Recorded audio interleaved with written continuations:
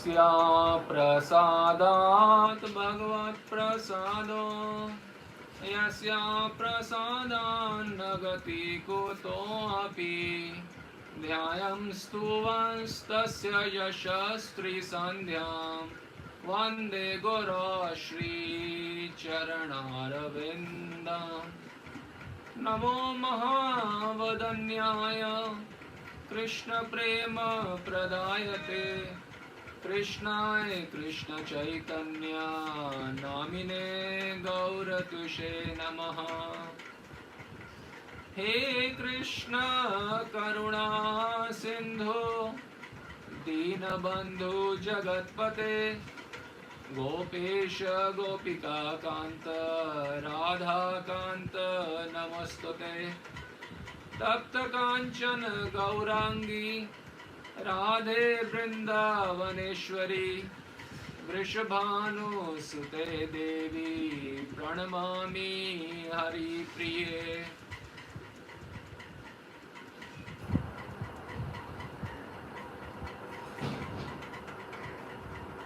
जय रूप सनातन भट्ट रघुनाथ श्री जीव गोपाल भट्ट दास रघुनाथ ऐचे गोसाई कौरी चरण वंदन जहाँ होत विघ्न नाश अभीष्ट पुराण वांछा कल्पतरुभ्यश्च कृपा सिंधुभ्य एव च पतितानां पावनेभ्यो वैष्णवेभ्यो नमो नमः।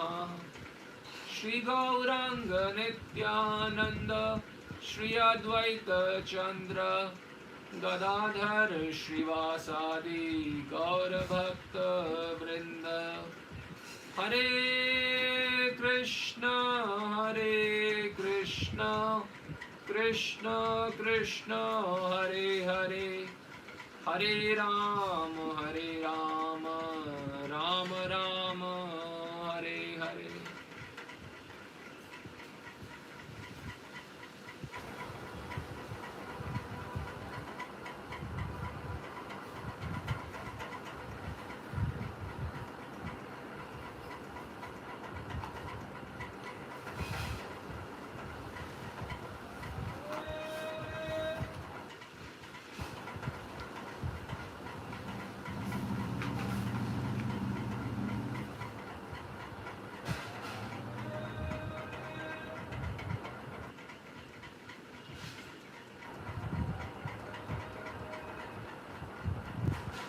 आज हम इस पावन अवसर पे ये बताएंगे कि श्री कृष्ण का हृदय वास्तव में कैसा है, वो भीतर से कैसे हैं, असली में ब्रज में वो हैं कैसे। वो सबके मालिक हैं, परमेश्वर है, वो सब ठीक है, पर वास्तव में वो ब्रज में कैसे हैं, ये हम आचार्य गणों की जो वाणी है उनके माध्यम से, रूप गोस्वामी, जीव गोस्वामी, प्रबोधानंद सरस्वती, ये जो महाप्रभु के जो नित्य पार्षद है, इनकी वाणी के माध्यम से हम बताएंगे श्री कृष्ण को गौड़िया वैष्णव यानी कि हम लोग जो महाप्रभु के अनुयायी हैं श्री कृष्ण को कैसे देखते हैं। ये बहुत आवश्यक है। श्री कृष्ण को कैसे देखते हैं गौड़िया वैष्णव, उनकी उपासना कैसे करते हैं, ये पता होना परम आवश्यक है। सुनने में कितनी सरल बात लग रही है, लेकिन 95% से ऊपर जो भक्त जो हरे कृष्ण जाप करते हैं उनको ये इस बात का उत्तर नहीं मालूम होता कि ब्रज में श्री कृष्ण कैसे हैं, उनकी उपासना कैसे की जाती है। तो जब उनकी उपासना ही नहीं होगी जिस तरीके से करी जानी चाहिए, उनको हम देख ही नहीं पाएंगे। How Gaudiya Vaishnava see Krishna when even this basic is not clear, तो सिद्धि तो छोड़ो, साधना भी नहीं होगी। तो ये आज हम आचार्य गणों के माध्यम से समझने का प्रयास करेंगे कि श्री कृष्ण कैसे हैं और हमें श्री कृष्ण को किस प्रकार से देखना चाहिए।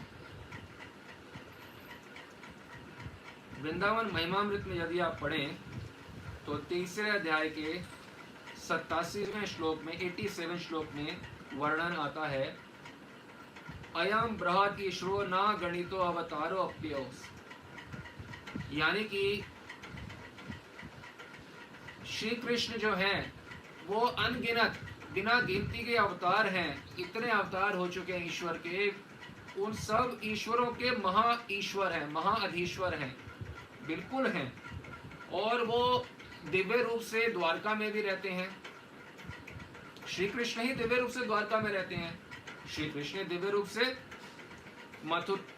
मधुपुरी, यदुपुरी दिव्य रूप से रहते हैं, वहां पे भी अलग अलग रूप से। पर इन मथुरा के श्री कृष्ण, द्वारका के श्री कृष्ण में मेरा मन हरण नहीं होता, प्रबोधानंद सरस्वती कह रहे हैं। फिर आगे बोल रहे हैं, ब्रजे च मधुपुरी वनवरे ना गो गोपिका सुहृद भीर, कह रहे हैं कि मथुरापुरी से श्रेष्ठ वन ब्रज यानी कि वृंदावन में भी जब श्री कृष्ण होते हैं, देखिए पहले क्या बोल रहे हैं, वो ईश्वर होंगे सबके, ठीक है, हैं निश्चित रूप से, पर उनमें मेरा मन हरण नहीं होता। फिर कह रहे हैं द्वारका में, मथुरा में जो श्री कृष्ण है उनमें भी मेरा मन हरण नहीं होता। अब तो और ऊंची बात बोल रहे हैं कि जो ब्रज में श्री कृष्ण है गौओं के साथ, गोपिकाओं के साथ भी और सखाओं से भी जब घिरे रहते हैं, तब भी मुझे, प्रबोधानंद सरस्वती कह रहे हैं कि मुझे आनंद नहीं मिलता।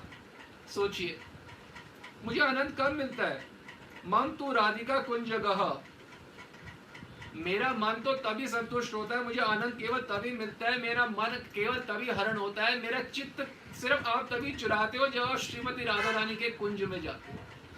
मेरा केवल चित्त तभी चुराते हो श्री कृष्ण आप जब आप राधा रानी के कुंज में जाते हो। भले आप अधीश्वर, सर्वेश्वर, ईश्वर, परमा कृष्णा, सच्चिदानंद सब कुछ हो, द्वारकाधीश हो, मथुराधीश हो, हाँ गोपीनाथ हो, सब कुछ हो, वो सब ठीक है, पर मेरा मन कब हरण होता है, जब आप श्रीमती राधा रानी के कुंज में जाते हो।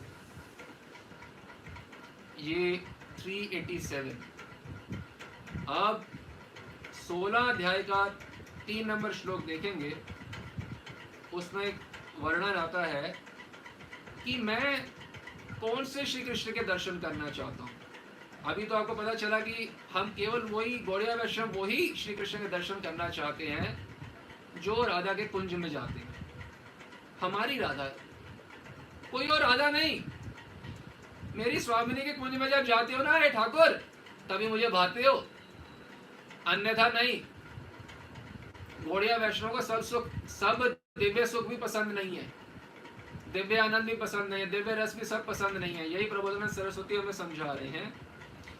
अब कह रहे हैं 16 अध्याय के 3 श्लोक में कि जब अब मुझे वो श्री कृष्ण के दर्शन करने की इच्छा है जो राधा नाम के सुनने मात्र से ही जिनके मुख चंद्र से अश्रु विसर्जन होने लगता है। राधा नाम का श्रवण करने मात्र से जिन श्री कृष्ण के नेत्रों से अश्रु विसर्जन होने लगता है, मुझे वो श्री कृष्ण के दर्शन करने। पहले कह रहे हैं कुंज में जाते हैं तो दर्शन करने हैं श्री कृष्ण के, वो कृष्ण पसंद है। अब कह रहे हैं जो राधा नाम श्रवण मात्र से अश्रु विसर्जन करते हैं वो श्री कृष्ण पसंद है, वो कृष्ण के दर्शन करना चाहते हैं। फिर क्या कह रहे हैं 16 अध्याय के 19वें श्लोक में कि कुंज कुटीशु लालये, जो गौर नील कांति में जो जोड़ी है, गौर और नील यानी श्यामा श्याम, श्यामा श्याम, श्यामा श्याम की जो कांति में जो जोड़ी है, मैं उस जोड़ी का कुंज कुटीर में लालन करता हूँ। कुंज कुटीशु लालये, मैं कुंज कुटी में लालन करता हूँ। अब ये मत सोचो ये जो ग्रंथ लिखे गए हैं वो अपनी ग्लोरिफिकेशन कर रहे हैं, देखो मैं कितना महान हूँ कि मेरे को तो रोने वाले कृष्ण चाहिए जो राधा नाम सुनते ही जिनका अश्रु विसर्जन होता है, मैं कुंज में लालन करता हूँ। ऐसा नहीं है, गलत रूप से मत समझो। जो नित्य सिद्ध परिकर है उन्होंने अपनी ग्लोरिफिकेशन के लिए ग्रंथ थोड़ा ना लिखे हैं, वो तो हमारे कल्याणार्थ ग्रंथ लिखे हैं। महाप्रभु की इच्छा से हमारे इस कलयुग के सभी गौड़िया वैष्णव के कल्याण करने के लिए उन्होंने ग्रंथ लिखे। क्या कह रहे, कुंज किटीशु लालये, मैं लालन करता हूं, अर्थात तुम भी लालन करो। यही बता रहे हैं 16-19 के बाद 16-25 में भज कुंज वीथीशु, ये जो गौर नील कांति में जोड़ी है, इनको भजन करो, आज्ञा दे रहे हैं, ये आचार्य आज्ञा दे रहे हैं सभी गौड़िया वैष्णवों को, भज भजो, आज्ञा दे रहे हैं, भज कुंज वीथीशु, कुंजों में मेरा भजन करो, राधा कृष्ण का भजन करो। जो गौड़िया वैष्णव की केवल कृष्ण की उपासना नहीं है, जीवन का लक्ष्य कृष्ण प्रेम नहीं है गौड़िया वैष्णवों का। राधा कृष्ण प्राण मोरा युगल किशोर, राधा कृष्ण प्राण मोरा युगल किशोर। हमारे प्राण केवल श्री कृष्ण नहीं है, हमारे प्राण है राधा कृष्ण। और राधा कृष्ण में भी जब प्रार्थना कर रहे हैं राधा सुधा निधि में, तो कैसे बोल रहे हैं राधा ने, कैसे निवेदन करें, कैसे कृष्ण में मेरी प्रीति हो, तत् प्राणनाथे रति, श्लोक नंबर 142 राधा सुधा निधि, तत् प्राणनाथे रति, आपके प्राणनाथ मेरे स्वामी, उनमें मेरी रति हो, आपके प्राणनाथ में, मेरे प्राणनाथ नहीं, मेरी तो प्राणेश्वरी आप हो, वो आपके नाथ हैं, आपके प्राणनाथ में मेरी रति हो। और श्लोक 84 में भी वर्णन आता सुधा निधि में, राधिका पद रसे मनोमज्जतु, मेरी जो मति है वो हमेशा राधा रानी के चरण कमलों में जो रस प्राप्त होता है उसी में मन, मेरी मति रमण करे। आप इससे सब समझ पा रहे होंगे, आचार्यों के जितने भी ग्रंथ हैं वो केवल राधा कृष्ण की सेवा के लिए है, कि ये सब जीव जो हैं, गौड़िया वैष्णव जो हैं, जब गौड़िया संप्रदाय में जुड़े तो उनको भी राधा कृष्ण की सेवा प्राप्त हो, तो इसके लिए सही दृष्टिकोण होना श्री कृष्ण के प्रति, श्रीमती राधा रानी के प्रति होना परम आवश्यक है। क्योंकि जब तक ये नहीं होगा तो हमारी भक्ति में वो बात नहीं होगी जिससे सिद्धि प्राप्त होती है।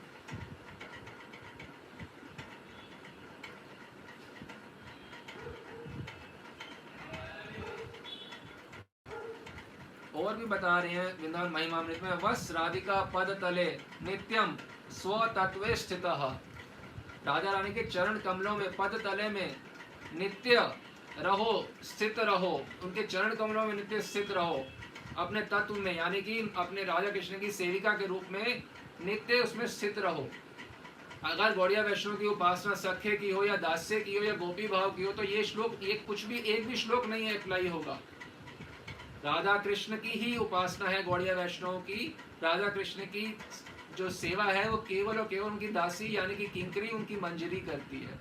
तो इसलिए बताया जा रहा है प्रारंभ से कि मुझे वो ईश्वर पसंद है जो कुंज में जाते हैं, फिर वो ईश्वर पसंद है जो राधा रानी का नाम सुनते अश्रु विसर्जन करते हैं। फिर कह रहे हैं मैं उन राधा कृष्ण की कुंजों में लालन करता हूँ, प्रेम से सेवा करता हूँ, मैं भी करता हूँ, तुम भी करो, भज कुंज वीथीशु। अब ये सारा का सारा जो है, ये श्लोक जो है राधा सुधा निधि में जाएंगे तो अन्य एक जगह पे श्लोक में वर्णन आता है कि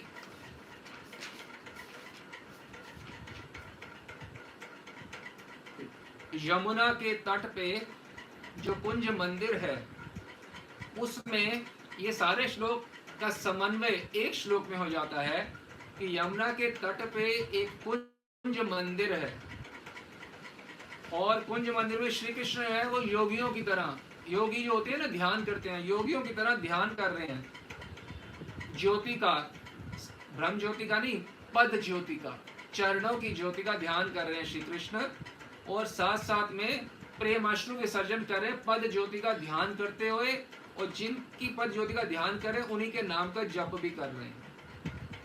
तो प्रबोधानंद सरस्वती कहते हैं कि ऐसा पराविद्या, ऐसा राधा नाम जो है, ऐसे राधा रानी के चरणों का वो ध्यान कर रहे हैं ज्योति का, और ऐसे राधा रानी का नाम का वो जप कर रहे हैं श्री कृष्ण, ऐसे ये जो राधा नाम है मेरे हृदय में भी प्रकाशित हो, स्फुरित हो, ये प्रबोधानंद सरस्वती प्रार्थना कर रहे हैं। ध्यान से समझिएगा सब चीजों को। समाधिस्थ होके हमारे जो गौड़िया आचार्य हैं, चाहे रूप गोस्वामी हो, रघुनाथ दास गोस्वामी हो, प्रबोधना सरस्वती हो, इनको राधा नाम की अलौकिक महिमा का स्फुरन होता है। उसी वजह से राधा नाम के ऊपर वो लिख पाते हैं जो कि अन्यथा सोचना भी असंभव है। ये स्फुरन होता है राधा नाम की महिमा का। अब जो राधा नाम है, राधा रानी जो है वो साक्षात माधुर्य की मूर्ति है। साक्षात ऐश्वर्य की मूर्ति कौन है?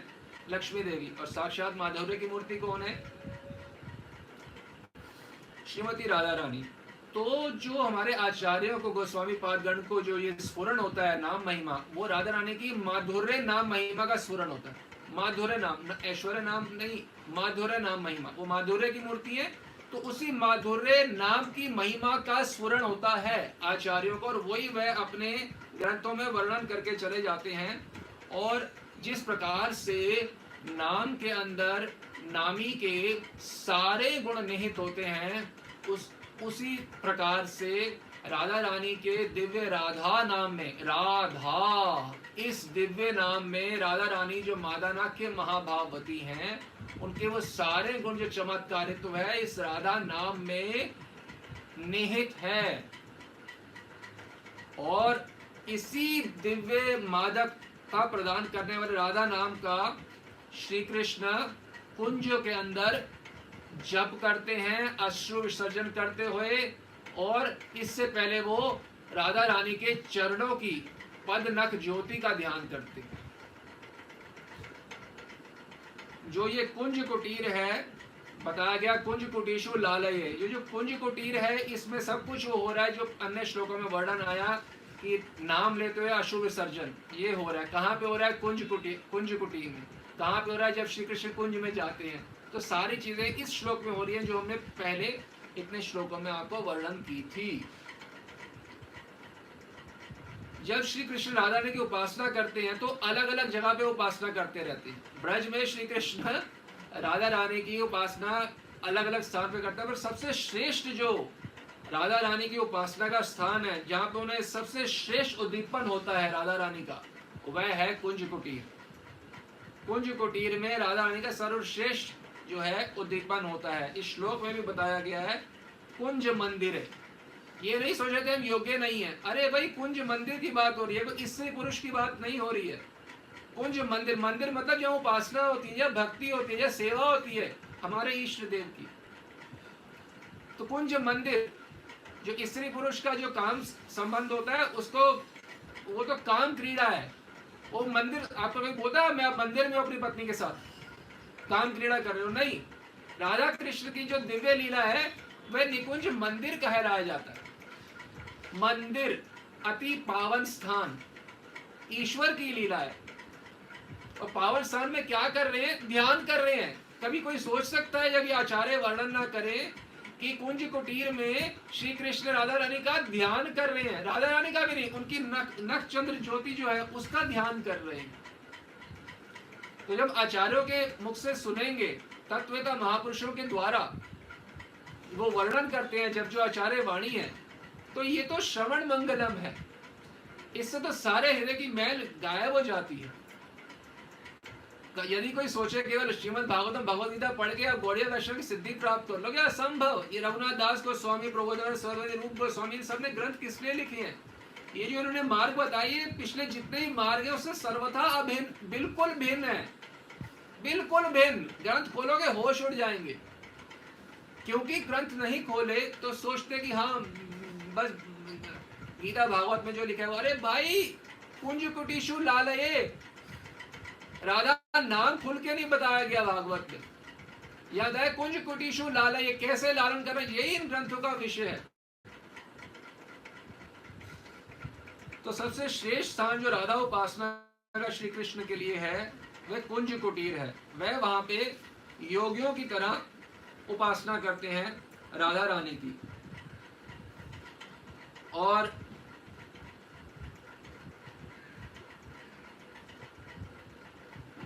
जो ये स्फुरण हो रहा है सारा कुछ, ये राधा नाम की जो ये जो स्फुरण वाला नाम की महिमा का, ये भी नाम की कृपा से ही हो रहा है। तो जो नाम जिस प्रकार जो लेंगे, जिस नाम का जिस रूप से आश्रय लेंगे सत्यता से, तो ही स्फुरण होगा लीलाओं का। ये बात समझना है, ये बात समझ आएगी नहीं अभी। नाम आश्रय को ही केवल स्फुरण होता है लीलाओं का। तो नाम का आश्रय लेना है, ऐसे नहीं कि राधे राधे चलो चले आएंगे बिहारी, वो भी ठीक है, लाभ तो उनको भी अनगिनत मिलेगा, अनकाउंटेबल बेनिफिट्स मिलेंगे, परंतु नाम आश्रय अलग होता है। जो नाम, इस नाम का आश्रय लेके जीवन यापन कर रहा है, पूरा समर्पित है कि जो मिलेगा ये नाम से मिलेगा, उसको जो प्राप्त होता है वो हम कल्पना भी नहीं कर सकते। स्फुरण होता है, जैसे प्रबोधन सरस्वती को, वैसे ही भक्तों को अभी भी होता है, वो होता ही रहता है। तो बहुत अंधेरे में, तिमिर में राधा रानी अभिसारिका हैं, यानी कि अपने घर से रात्रि में आ रही हैं श्री कृष्ण से मिलन के लिए। जब वो आ रही है मिलन के लिए, तो इतना अंधेरा है कि सब जगह घोर अंधेरा छाया हुआ है, हाथ को हाथ नहीं दिखता, इतना अंधेरा है। तो जब राधा रानी आ रही हैं, परम सुकुमारी हैं और प्रगाढ़ अंधकार है, तो अनेक बाधाएं विपत्तियां हैं, नजर ही कुछ नहीं आ रहा, तो पार करके अपने बहुत पुलकित मन से, उनके मन में तो पुलक जग रही हैं, वो आ रही हैं और आके श्री कृष्ण की सेवा करने के लिए आ रही हैं। तो इसी कारण से अभिसार कर रही हैं। तो जब सारी बाधा विपत्तियां पार करी और यहाँ पे पहुंची, तो क्या देख रहे हैं, श्री कृष्ण जिनके लिए वो आई हैं, वो श्री कृष्ण ही नहीं आए अब तक। तो श्री कृष्ण के विरह में वो राधा रानी जो है एकदम उत्कंठित हो जाती। तो आप कहोगे कि भाई इतना अंधेरा की क्या जरूरत है, इतने कष्ट से आने की क्या जरूरत है। जो ब्रज में जो चंद्र है, जो रात्रि है, जो सूर्य है, वो सब सेवक हैं, दास हैं भगवान के।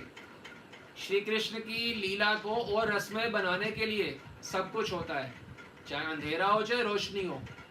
ये सबका एक ही उद्देश्य है कि श्री कृष्ण की लीला और रसमय हो। श्री कृष्ण की रस वैचित्री का संपादन करने के लिए अंधेरा, उजाला सब कुछ होता है। ये सब सेवक हैं, ये कोई संसारी नहीं है कि रात को अंधेरा ज्यादा हो गया कुछ हो नहीं सकता। नहीं नहीं, श्री कृष्ण की लीला के वैचित्री के लिए अंधेरा किया गया है, ताकि और वैचित्री हो, वैरायटी हो, और रस स्वरूप है ना, रस का और भिन्न प्रकार से आस्वादन करने के लिए और अंधेरा किया गया। तो श्री कृष्ण जो है योगियों की तरह ध्यान करते हैं। क्यों करते हैं, आगे वर्णन आएगा कि विरह में अधीर हो गई हैं राधा रानी, उनसे श्वास लेना कठिन हो गया है, क्योंकि इतनी बाधा विपत्तियां पार करके राधा रानी आई हैं, और जिनके लिए आई हैं, जिनकी सेवा करने के लिए आई हैं। पहली बात ये समझिए कि कुंज मंदिर है जहाँ पे वो आई हैं। दूसरी बात, वो सेवा के लिए आई हैं। ये कोई स्त्री पुरुष की मिलन की घटना नहीं है कोई भी, वो सेवा के लिए आ रही हैं। तो सेवा के लिए आ रही हैं, और जब आगे देखा तो श्री कृष्ण जिनके लिए आई हैं वो ही नहीं है। तो इतनी अधीर हो जाती है कि उनकी जो दशा देखती है, मंजरी किंकरी जो है, वो देखा नहीं जाता कि अगर अभी श्री कृष्ण को तुरंत ढूंढ के नहीं लाए तो राधा रानी के प्राण ही निकल जाएंगे। सोचिए, आपके घर में किसी को हार्ट अटैक आए और इतनी हालत खराब हो जाए, तो आप क्या करेंगे, भागेंगे। क्यों भागेंगे, क्योंकि प्राण निकल जाएंगे, खत्म। उसी प्रकार से राधा रानी ऐसे छटपटाती हैं कि ऐसा लगता है कि अभी प्राण निकले और अभी निकले। तो अपनी श्वास खुद की कंठ में अटक जाती है कि अगर मैंने फटाफट श्री कृष्ण को नहीं ढूंढा तो कैसे राधा रानी बचेंगी। तो उनकी दशा देख के खोज में निकल पड़ती हैं, और राधा रानी के प्रेम में विवश होते हैं श्री कृष्ण। और वो क्या करते हैं, क्योंकि अंधकार इतना ज्यादा होता है, तो जो कुंज निर्धारित किया था कि यहाँ कुंज में मिलन होगा, इस कुंज मंदिर में आना होगा सेवा के लिए, तो वो अंधेरे में वो कुंज वो रास्ता भूल जाते हैं, वो उनको समझ नहीं आता वो कहाँ पे है, तो क्या करते हैं, भूल से एक अन्य कुंज में जा पहुंचते हैं और वहां पे जाके बहुत विरह में राधा रानी से विरह महसूस करते हैं और वहां बैठ के राधा रानी के चरणों की जो नख है, पदनख जो ज्योति है, उसका ध्यान करने लगते हैं। अब आप प्रश्न करेंगे कि श्री कृष्ण अन्य कुंज में गए और राधा रानी की पदनख ज्योति का ध्यान कर रहे हैं, तो ये तो सिर्फ उन्हीं को पता होगा ना, जो ये मंजरी गई है राधा रानी की ढूंढने के लिए, इनको कैसे पता कि श्री कृष्ण क्या ध्यान कर रहे हैं? आंखें उनकी बंद है, ध्यान कर रहे हैं। अब कोई भी व्यक्ति ध्यान कर रहा हो, आपको तो नहीं पता वो क्या ध्यान कर रहे हैं। तो श्री कृष्ण ध्यान कर रहे हैं और मंजरी को पता है कि राधा रानी की चरण पदनख ज्योति का ध्यान। ये कैसे है? ये ऐसे है, श्री मंजरियों की सेवा निष्ठा जो है इतनी उत्तम होती है कि उसी सेवा निष्ठा के कारण, ध्यान दो, सेवा निष्ठा के कारण राधा रानी मंजरियों के तन मन प्राण को अपने तन मन प्राण से बिल्कुल अभिन्न समझती है, नॉन डिफरेंट, एक ही समझती है। तो जैसे राधा रानी को नहीं पता होता कि श्री कृष्ण की सेवा कैसे होगी, पता होता है। तो क्योंकि तन मन प्राण अभिन्न होते हैं, राधा रानी अपनी करुणा से अभिन्न समझती हैं, तो राधा रानी की कृपा से वो श्री कृष्ण का अंतःकरण तक देख पाती है। ना तत्र चक्षुर गच्छति ना वाग गच्छति ना मनः, वो ईश्वर नारायण में भी ना आंखें जाती है ना मन जाता है, कुछ नहीं जाता। और राधा रानी की कृपा से वो जिनके ध्यान, जो योगिंद्रों के ध्यान में नहीं आते, जो शिव जी के ध्यान में सहसा नहीं आते, हजारों वर्ष की तपस्या के बाद भी, वो मंजरी जो है वो कृष्ण का अंतःकरण तक देख पाती है। आप सोचो, ये है राधा रानी की कृपा, ये है राधा रानी की महिमा। उनकी कृपा से वो देख पाती है कि जो श्री कृष्ण है वो राधा रानी के पदनख ज्योति का ध्यान कर रहे हैं। अब आप कहेंगे कि ये पदनख ज्योति का ध्यान क्यों कर रहे हैं? निकुंज के अंदर कोई मिलन के लिए जाता है कि पदनख ज्योति का ध्यान करने के लिए जाता है? आपका प्रश्न सही है, परंतु आप इस बात को समझे कि जो भक्तों का प्रेम है, प्रेम के अनुरूप प्रेम सेवा ग्रहण करने की जो उत्कंठामय लालसा है, जब हमारा किसी का प्रेम होता है श्री कृष्ण के लिए, तो श्री कृष्ण के अंदर भी उसी माफिक उसी मात्रा में एक उत्कंठामय लालसा का जन्म होता है। कौन सी लालसा? उत्कंठा। अब होते हैं बड़ा उत्कंठित हूँ, मेरे को ये खाना है, मेरे को यहाँ जाना है, मेरे को यहाँ घूमना है, मेरे को बस ये करना है, इसके बड़ी उत्कंठा होती है। तो श्री कृष्ण के अंदर भी बहुत उत्कंठा वाली लालसा हो जाती है, प्रेम, भक्त के प्रेम के अनुरूप। और ये जो लालसा होती है, ये श्री कृष्ण का स्वरूप सिद्ध धर्म है। जैसे भगवान रसोवई सा है ना, उसी प्रकार से उनको प्रेम सेवा ग्रहण करने की उत्कंठा में लालसा होती ही होती है। वह आत्माराम आप्तधाम ब्रज में इस प्रकार नहीं होते हैं। भगवान को किसी से कुछ नहीं चाहिए, परंतु जब कोई श्री कृष्ण की सेवा करना चाहता है तो उसी मात्रा में उनकी उत्कंठा भी उनके अंदर तत्क्षणात् उदित होती है। प्रेममय वपु कृष्ण भक्त प्रेमाधीन। प्रेममय वपु कृष्ण, कृष्ण प्रेममय वपु हैं और भक्त प्रेमाधीन हैं। भक्तों के प्रेम के सदा अधीन रहते हैं श्री कृष्ण। यद्यपि स्वतंत्र अमी स्वतंत्र आचार, श्री कृष्ण कह रहे हैं यद्यपि, जबकि स्वतंत्र अमी, मैं परम स्वतंत्र हूं। भागवत के प्रथम श्लोक में भी आया कि पूर्ण रूप से स्वतंत्र हैं कृष्ण। यद्यपि स्वतंत्र अमी स्वतंत्र आचार, मेरा आचरण जो है बिल्कुल स्वतंत्र है। तथापि भक्तवश स्वभाव आमार, फिर भी भक्तों का मैं वश होता हूं, ये मेरा स्वभाव है। स्वभाव का क्या मतलब होता है? चीनी का स्वभाव है मिठास देगी हमेशा, चीनी कभी नमकीन नहीं हो सकती। नमक का स्वभाव है हमेशा खारा रहेगा। जल का स्वभाव है गीलापन, वो स्वभाव छूटता ही वो चीज वो नहीं रहेगी। उसमें का श्री कृष्ण का स्वभाव है भक्तवश, तथा भी भक्तवश स्वभाव आमार, मेरा स्वभाव है क्या कि मैं भक्त के वश हो जाता हूं। जब श्री कृष्ण भक्तों के वश हो जाते हैं तो जिस प्रकार से राधा रानी के अंदर एक अदम्य लालसा होती है, अदम्य लालसा मतलब वो लालसा जिसका दमन नहीं, जिसको सप्रेस नहीं कर, दमन नहीं कर सकते। कैसी लालसा होती है राधा रानी में? श्री कृष्ण को श्रृंगार रस में आस्वादन कराने की, कि श्री कृष्ण को श्रृंगार रस का आस्वादन कराना है। ये जो लालसा है उनकी, ये प्रज्वलित होती है, इतने प्रज्वलित कि दमन नहीं कर सकते। जैसे फायर ब्रिगेड की आग लगती है तो फायर ब्रिगेड से जैसे आप दमन कर सकते हो। एक आग लगे 500 किलोमीटर की, उसको दमन फायर ब्रिगेड कर सकती है? नहीं कर सकती। तो जो राधा रानी की जो लालसा है श्री कृष्ण को श्रृंगार रस आस्वादन कराने की, ये अदम्य लालसा होती है, इसका दमन नहीं करा जा सकता। और ये क्योंकि ये सेवा करना चाहती है श्री कृष्ण को श्रृंगार रस आस्वादन कराने की, और वो नहीं कर पा रही, तो इसी वजह से वो विरह में मूर्छित हो रही है कि मैं श्री कृष्ण की सेवा नहीं कर पा रही। ये काम सुख नहीं है राधा कृष्ण की लीला, ये प्रेममय लीला है। दोनों एक दूसरे के सुखी करने के लिए परम लालायित है।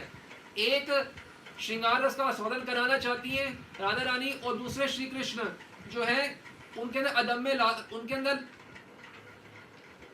एक ऐसी व्याकुलतापूर्ण लालसा होती है, उत्कंठा में लालसा होती है कि मैं उनकी प्रेम सेवा ग्रहण करूं। तो दोनों अधीर हैं, एक प्रेम सेवा ग्रहण करने के लिए और एक प्रेम सेवा करने के लिए। काम का तो प्रश्न उनकी सख्य लीला में भी नहीं है। काम मतलब कामना की मेरे हिसाब से हो, मैं ऐसा चाहता हूँ मुझे खुशी मिले, ये तो ब्रज में होता ही नहीं है कहीं भी। ये तो लैंड ऑफ लव है, ये कोई गोबर गणेश संसार थोड़ा ना है कि मेरी इच्छा पूर्ति के लिए मैं जो करता हूँ मेरी इच्छा पूर्ति के लिए। नहीं, ब्रज में जो होता है श्री कृष्ण की इच्छा पूर्ति के लिए, और जो श्री कृष्ण करते हैं केवल और केवल भक्तों की इच्छा पूर्ति के लिए। अन्यथा वर्णन आता है भृत्य वांछा पूर्ति बिनु नाही अन्य कृत्य। जो श्री कृष्ण के दास हैं, जो उनके पार्षद हैं, उनकी इच्छा पूर्ति के अलावा भृत्य वांछा पूर्ति बिनु नाही अन्य कृत्य। श्री कृष्ण और कोई काम ही नहीं है, वो केवल और केवल एक काम करते हैं ब्रज में, अपने पार्षदों की इच्छा की पूर्ति, बस। और कोई काम नहीं है ब्रज में। आज हमने आपको बताया ना श्री कृष्ण का हृदय कैसा है, वो असली में कैसे, असली में ऐसे हैं। वो देखने में लगता है संसारी लोगों को ये राधा कृष्णा है, ये लीला रास लीला। अरे मूर्ख, वो तो सबसे सेल्फलेस है श्री कृष्ण। वो तो भृत्य वांछा पूर्ति बिनु नाही अन्य कृत्य, उनका कोई काम ही नहीं है और केवल पद्म पुराण में जैसे वर्णन आया है, मद भक्त विनोदार्थम करोमि विविधा क्रिया।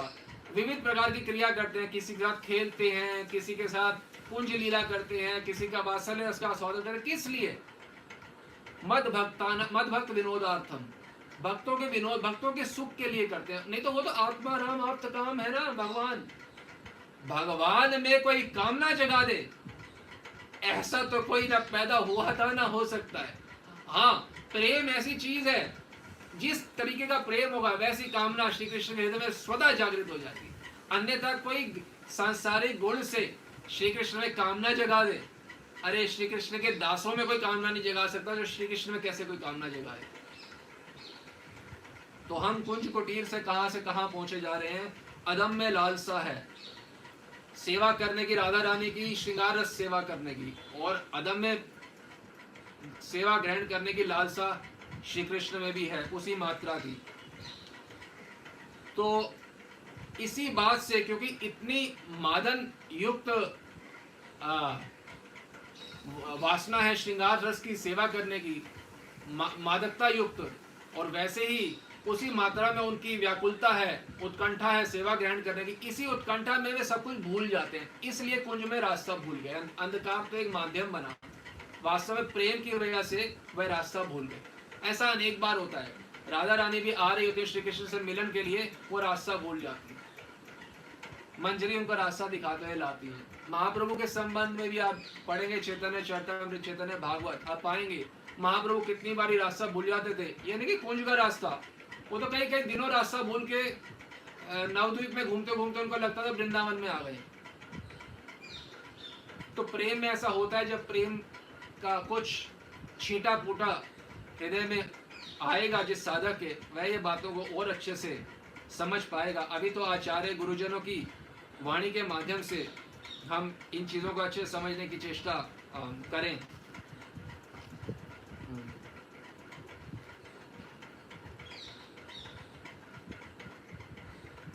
अन्य सब बातों को श्री कृष्ण जो है बिल्कुल भूल जाते हैं। इस वजह से श्री कृष्ण जो है अन्य कुंज में जाके घोर अंधकार के अंदर ध्यान कर रहे हैं, राधा रानी की पदनक ज्योति का ध्यान कर रहे हैं। और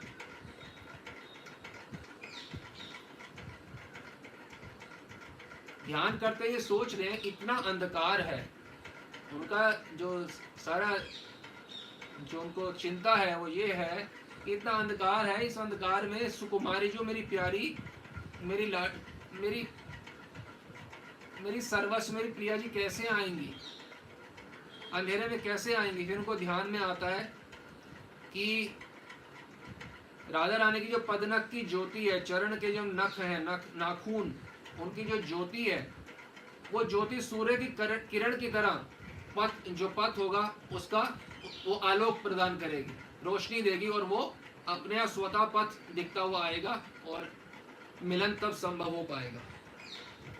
इस प्रकार से श्री कृष्ण को थोड़ी सांत्वना मिलती है कि हाँ, राधा रानी की चरण नख की जो ज्योति है, इससे ही हमारा मिलन संभव होगा। तो वह ध्यान करते हैं सर्वप्रथम तो पदनक ज्योति का, और जब वो ध्यान कर रहे होते हैं ज्योति का, तो वो मधुर रस में बिल्कुल मग्न हो जाते हैं कि राधा रानी की जो पदनक की ज्योति है वो भी मादानाथ के महाभाव से बनी हुई है। वो कोई जैसे कोई सूर्य की किरण है या बल्ब की ज्योति है, वैसे नहीं है। वह मादानाथ के महाभाव से उद्भुत ज्योति है, वो परम रसमय ज्योति है। अन्यथा भी आप पाएंगे जब श्री कृष्ण शाम में, सायकाल में जब आ रहे होते हैं, राधा रानी ऊपर अट्टालिका से देख रही होती हैं, तो भी उनके नितंबों में से जो दिव्य कांति निकलती है, वही श्री कृष्ण को ऐसा मादक कर देती है, मादन रस से आस्वादन ऐसा प्रदान करती है वो ज्योति कि श्री कृष्ण वहीं पे बेहोश होकर गिर जाते हैं और उठा के लेके जाना पड़ता है। ऐसे हैं हमारे कृष्ण और ऐसी है हमारी राधा, दोनों अलौकिक। तो यहाँ पे वे बिल्कुल मग्न हो जाते हैं उस माधुर्य में, एकदम योग, जैसे योगी होते हैं ना ध्यानस्थ हो जाते हैं, वैसे ही श्री कृष्ण बिल्कुल ध्यानस्थ हो जाते हैं। और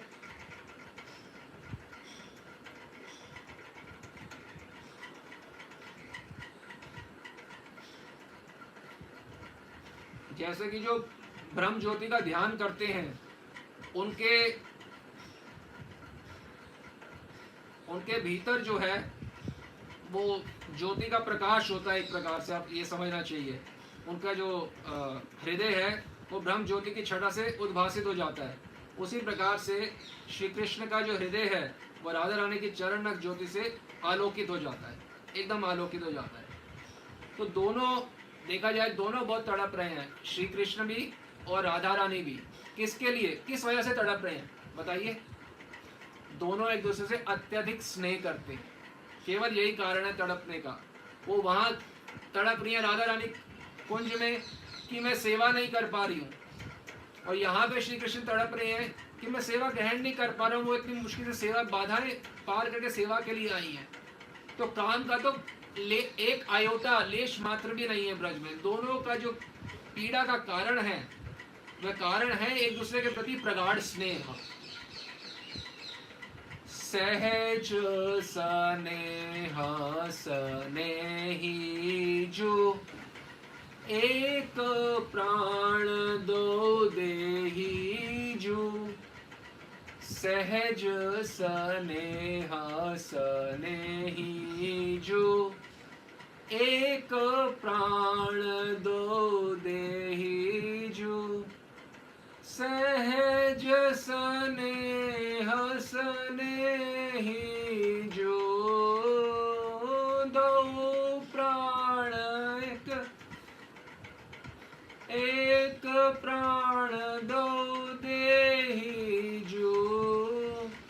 सहज स्नेह स्नेही जो एक प्राण दो देही जो, सहज स्नेह स्नेही जो एक प्राण दो देही जो, सहज स्नेह स्नेही जो एक प्राण दो देही जो, सहज स्नेह स्नेही जो एक प्राण दो देही जो। तो राधा नाम का ध्यान करते हुए, पद्म ज्योति का ध्यान करते हुए, राधा नाम को जप करते हुए प्रेम अश्रु विसर्जन होता जा रहा है। राधा एई दुति वर्ण रसामृत परिपूर्ण, जग जन आह्लादक नाम, गोकुल पतिर मन नाम कोरे आकर्षण, सुमधुर रसायन धाम। राधा एई दुति वर्ण, ये जो दो वर्ण है राधा, रसामृत पूर्ण, ये रस अमृत से भरे हुए हैं। जग जन आह्लादक नाम, ये संपूर्ण प्राणियों का हृदय में आह्लाद उत्पन्न करता है ये नाम, राधा नाम, राधा राधा। गोकुल पतिर मन, श्री कृष्ण का जो मन है, नाम कोरे आकर्षण, ये जो राधा नाम है श्री कृष्ण के मन को पूर्ण रूप से आकर्षित कर लेता है। सुमधुर रसायन धाम, सुमधुर रसायन धाम, ये है राधा रानी का नाम। और ये नाम कहाँ ले रहे हैं श्री कृष्ण? सुखद कालिंदी तीरे, केली कुंज अभयांतरे, रत्न मंदिर दिवराती, राधा पद ज्योति सुधा, ध्यान करे हरि सदा, निर्जन योगिंद्र ये मति, निर्जन योगिंद्र ये मति, राधा पद ज्योति सुधा, ध्यान करे हरि सदा, ध्यान करे हरि सदा, राधा पद ज्योति सुधा, सुखद कालिंदी तीरे, केली कुंज अभयंतरे। सुखद, अत्यंत सुख में कालिंदी के तीर पे, यमुना तीरा वनचारी, यमुना तीरा पे क्या होता है, कालिंदी तीर पे क्या होता है?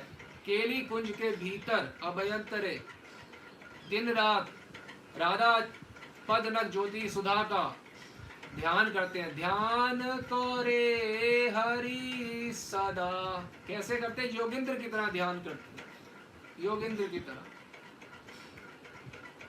तो श्री कृष्ण ध्यान कर रहे हैं योगिंद्र की तरह। और नामानंद में उनका श्री अंग जो है वो पुलकित है। नामानंद में श्री अंग जो है पुलकित है।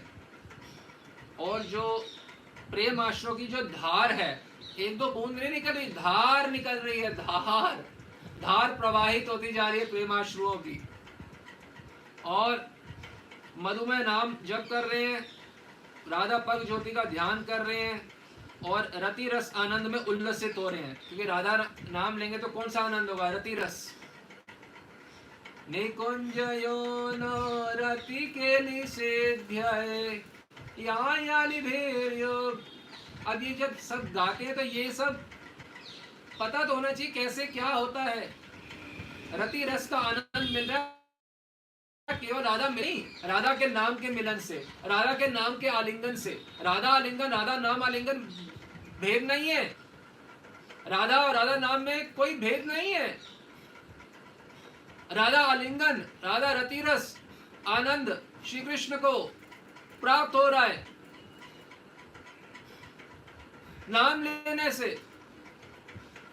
ये दिव्य नाम है।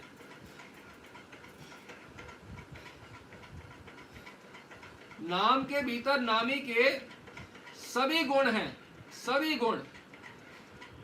और नाम लेते ही उस सारे गुणों को, जो नाम ले रहा है उसके सामने जो है सारे गुण प्रकाशित हो गए, मूर्तिमान रूप में आ गए हैं। अरे जब यहाँ के साधक राधा नाम लेते हैं वो उनको होश नहीं रहती। कितने ऐसे भी संत हुए हैं जो राधा नाम लेते हैं परंतु इतनी शक्ति नहीं होती कि राधा नाम पूरा ले सके।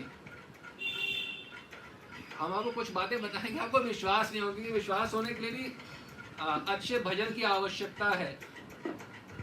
श्री राधा रघुनाथ दास गोस्वामी जी ने श्री राधा रानी का 108 नाम का स्तोत्र की रचना करी है। श्री राधिका अष्टोत्तर शत नाम स्तोत्र, उसके अंदर एक राधा रानी का नाम दिया है कृष्ण सर्वेंद्रिय उन्मादी राधेति अक्षर युग्म का। ये जो दो अक्षर हैं राधा, इन दो युग्म का, इन दो अक्षरों से श्री कृष्ण सर्व इंद्रिय उन्मादी। ये राधा रानी के 108 नाम में से एक नाम है। श्री कृष्ण के सारी इंद्रियों में उन्माद प्रकट कर देती हैं, कर देता है ये राधा नाम। इतना दिव्य ये राधा नाम है कि श्री कृष्ण के सभी इंद्रियों में आह्लाद उत्पन्न कर देता है, उन्माद उत्पन्न कर देता है। और अन्य पार्षद ने गोविंद दास जी, उन्होंने बहुत सुंदर वर्णन किया है। वह कह रहे हैं वृषभानु नंदिनी जपय राति दिनी भर में न बोले आना। क्या कह रहे हैं गोविंद दास जी? वृषभानु नंदिनी जपय राति दिनी, दिन रात जप करते हैं वृषभानु नंदिनी वृषभानु नंदिनी, और भर में न बोले आना। वो भ्रम से भी किसी से बात नहीं करते, ऐसा नाम में डूब जाते हैं वृषभानु नंदिनी के कि भ्रम से, गलती से भी किसी से बात नहीं करते। और रा को ही धा पहू कहोई ना पा रही धारा धरी बोहे लोरा। रा बोल देते हैं, धा बोला नहीं जाता। श्री कृष्ण राधा नाम में रा बोल देते हैं, धा नहीं बोला जाता, ऐसा भी होता है। और अश्रु विसर्जन होता रहता है, होता रहता है, होता रहता है, होता ही रहता है। श्रीमती राधा रानी मादन आख्य महाभावती हैं। मद्यति इति मादन, जो मादकता प्रदान करता है वो स्वरूप है राधा रानी का। श्री कृष्ण को मादकता प्रदान करता है।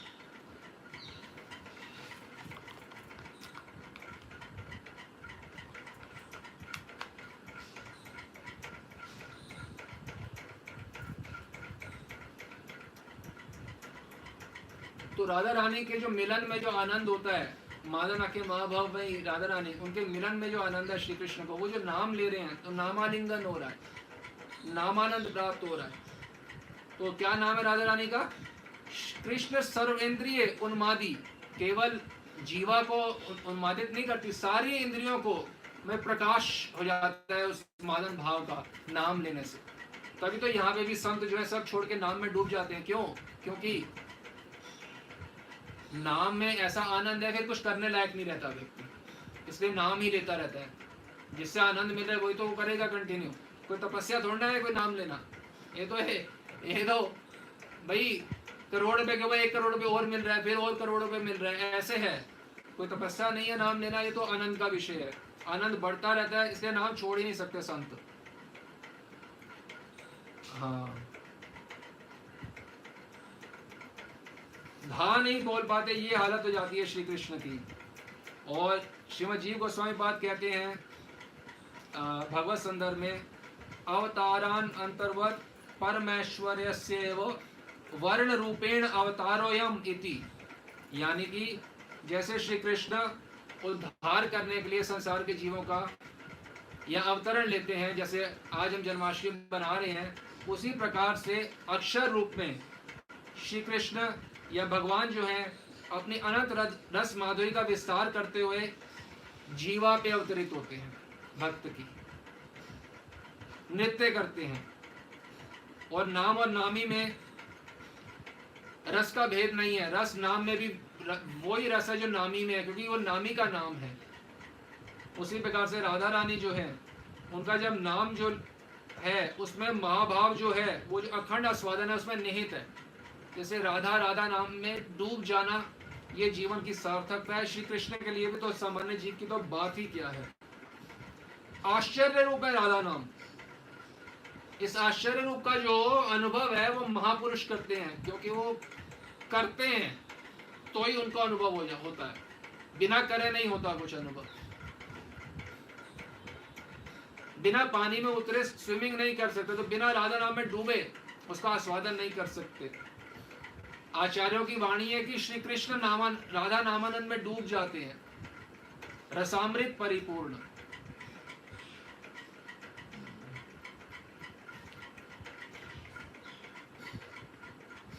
जपीते जपीते राधा नाम महामंत्र सदा, नामे कोरे प्रेमेर उदय। जो राधा रानी हैं,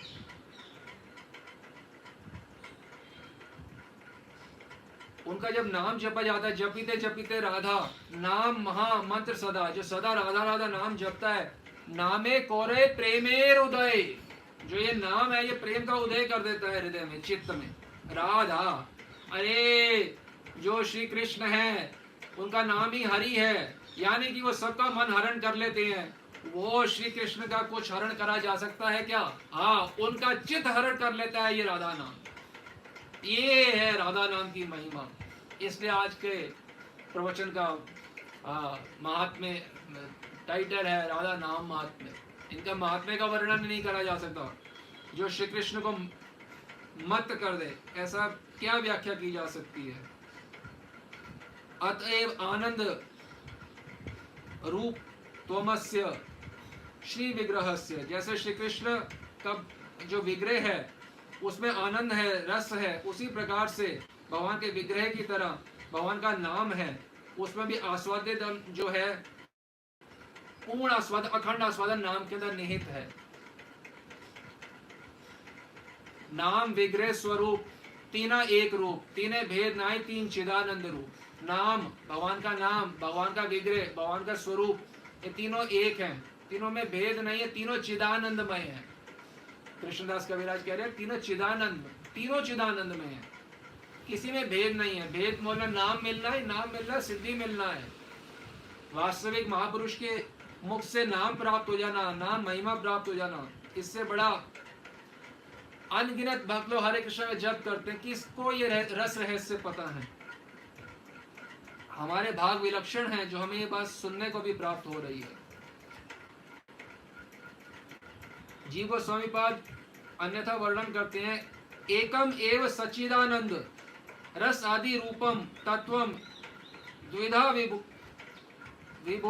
इत्यर्थः।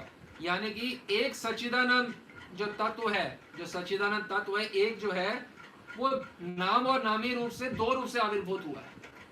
वही सच्चिदानंद तत्व है, एक रूप से वो नाम है और एक रूप से वो नामी है वही सच्चिदानंद तत्व। धन्य है जीव गोस्वामी पाद के जो इतने खूबसूरती से ये बता रहे हैं। अभिन्नत्वम नाम नामी ना तो सब जानते हैं, सुना है श्लोक कि नाम नामी भेद नहीं है। वो कह रहे हैं वो जो एक सच्चिदानंद तत्व है वही दो नाम, दो ही रूप से प्रकट है, नाम और नामी। तो जो आस्वादन नामी में है, भगवान में है, वही उनके नाम में भी है। ये जो है नाम जो है ये चिंतामणि रूप है। राधा नाम भी जो है ये चिंतामणि रूप है।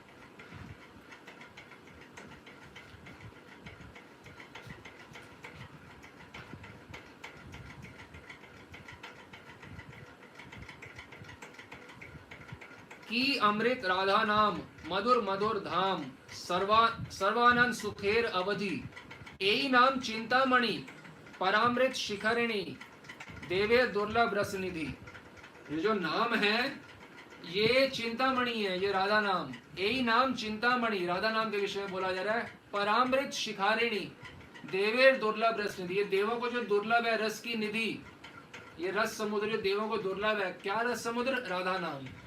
ये राधा नाम जो रस समुद्र है, ये देवों को दुर्लभ है, वो हमें प्राप्त हो रहा है, उनकी उपासना हमें प्राप्त हो रही है, ये सुनने को मिल रहा है। इसी से पता चलता है कि राधा रानी की हमारे पे विशेष कृपा है, नहीं तो ये बात सुनने को भी नहीं मिल सकती। इतना भाग्य नहीं है किसी सामान्य जीव का कि राधा नाम की महिमा सुन सके। डूबना तो अलग बात हो गई, राधा नाम की इस प्रकार से महिमा सुन सके, ऐसे गौड़िया वैष्णवों में भी अत्यंत भाग्यवान जो है उन्हीं को ये सुनने का सौभाग्य प्राप्त होता है। तो देख रहे हैं कि इतने आनंद में, इतने उल्लसित हो गए हैं श्री कृष्ण की, सम्यक रूप से विमोहित हो गए हैं, बिल्कुल होश ही नहीं है, नामानंद में ऐसे डूब गए हैं। यहाँ पे भी होता है, कई संत 3-3 दिन तक कुटिया से बाहर निकले नामानंद में डूबे हुए हैं, ना बाथरूम, ना नहाना, ना भोजन, ना कुछ भी नहीं, 3-3 दिन नामानंद में डूबे हुए हैं। सोच रही है मंजरी किंकरी कि श्री कृष्ण कितने अच्छे लग रहे हैं।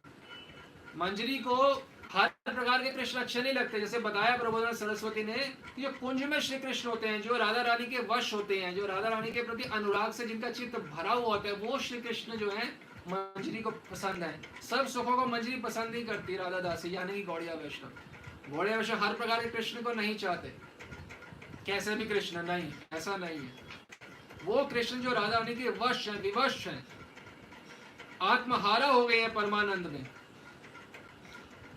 उस आस्वादन कर करके।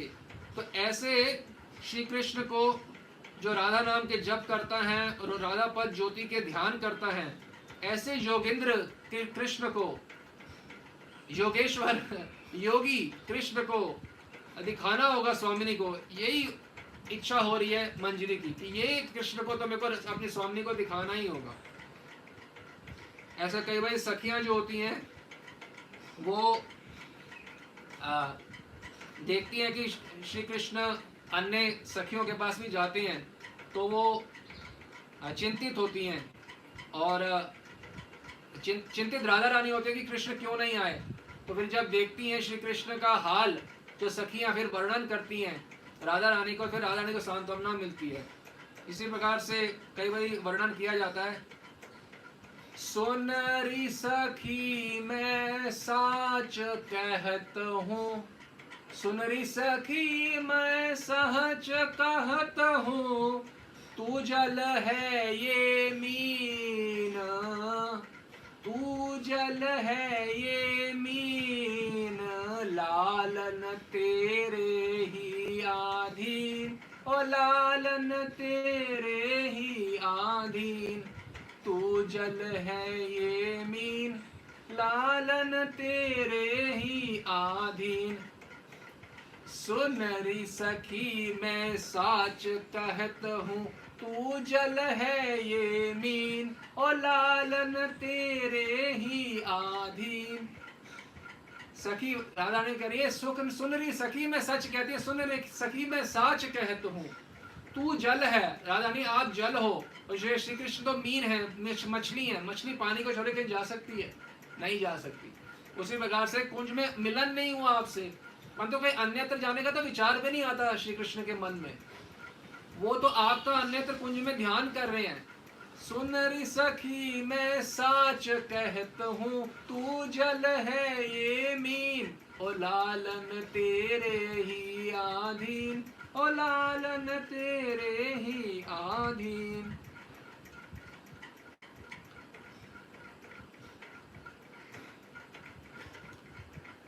ये तो है ही कि मंजरियां बताती हैं कि वो श्री कृष्ण बिल्कुल अधीन है। मंजरियां छोड़ो, श्री कृष्ण स्वयं खुद बताते हैं कि मैं राधा रानी आपके बिल्कुल अधीन हूँ।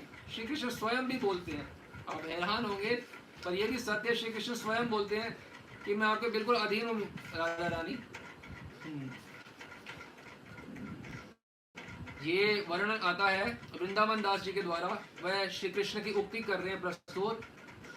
सुनो राधे, श्री कृष्ण बोल रहे हैं, सुनो राधे एई रस आमी से तोमार वश, ये जो रस है जो आप प्रदान करती है, आमी से तोमार वश, मैं आपके बिल्कुल वश हूँ। कृष्ण खुद बोल रहे हैं, तोमा बिने नाई भाई मने, मेरे मन को आपके बिना कुछ भी नहीं भाता है।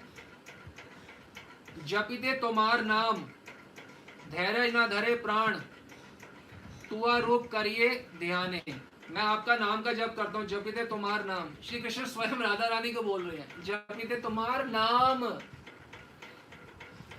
और धैर्य न धरे प्राण, तुवा रूप करिए ध्यान। और श्री राधे वाणी, जे दिके जार मुखे सुनी, सही दिके धाये मोर मान। श्री राधे वाणी, तो जहां श्री राधे वाणी होती है, जे दिके जार मुखे सुनी, उस वहां पे जिस मुख से मैं सुनता हूं, वहां पे मेरा मन जो है भाग जाता है। तो अगर आप राधा नाम कर रहे हो, संसार का एक व्यक्ति भी नहीं सुन रहा, ये समझ लो संसार बनाने वाला सुन रहा है। जगत का कोई सुने ना सुने, जगदीश्वर जरूर सुनेगा आप राधा नाम लोगे तो। जब लोगे तुरंत एक ऑडियंस पक्की है आपकी, श्री कृष्ण। और वो अगर ऑडियंस है तो कोई ऑडियंस चाहिए ही नहीं। इसलिए एकांत में बैठ के राधा नाम का आश्रय ले, जपें। जब श्री कृष्ण को उनकी अभिष्ट वस्तु प्रदान करता है राधा नाम, तो सामान्य जीव को क्यों नहीं करेगा? अपने आप से पूछें। हम सामान्य लोग हैं, हमें राधा नाम क्या नहीं प्रदान कर देगा? जो श्री कृष्ण को सब कुछ प्रदान करता है, क्या हमें हमारी स्वामी प्रदान नहीं करेगा? अपने आप से पूछें। अगर अपने आप से नहीं पूछना तो रघुनाथ दास गोस्वामी से पूछ लें। रघुनाथ दास गोस्वामी कह रहे हैं, अष्टोदश जो नाम है, 108 नाम, उनकी उसकी फलश्रुति में कि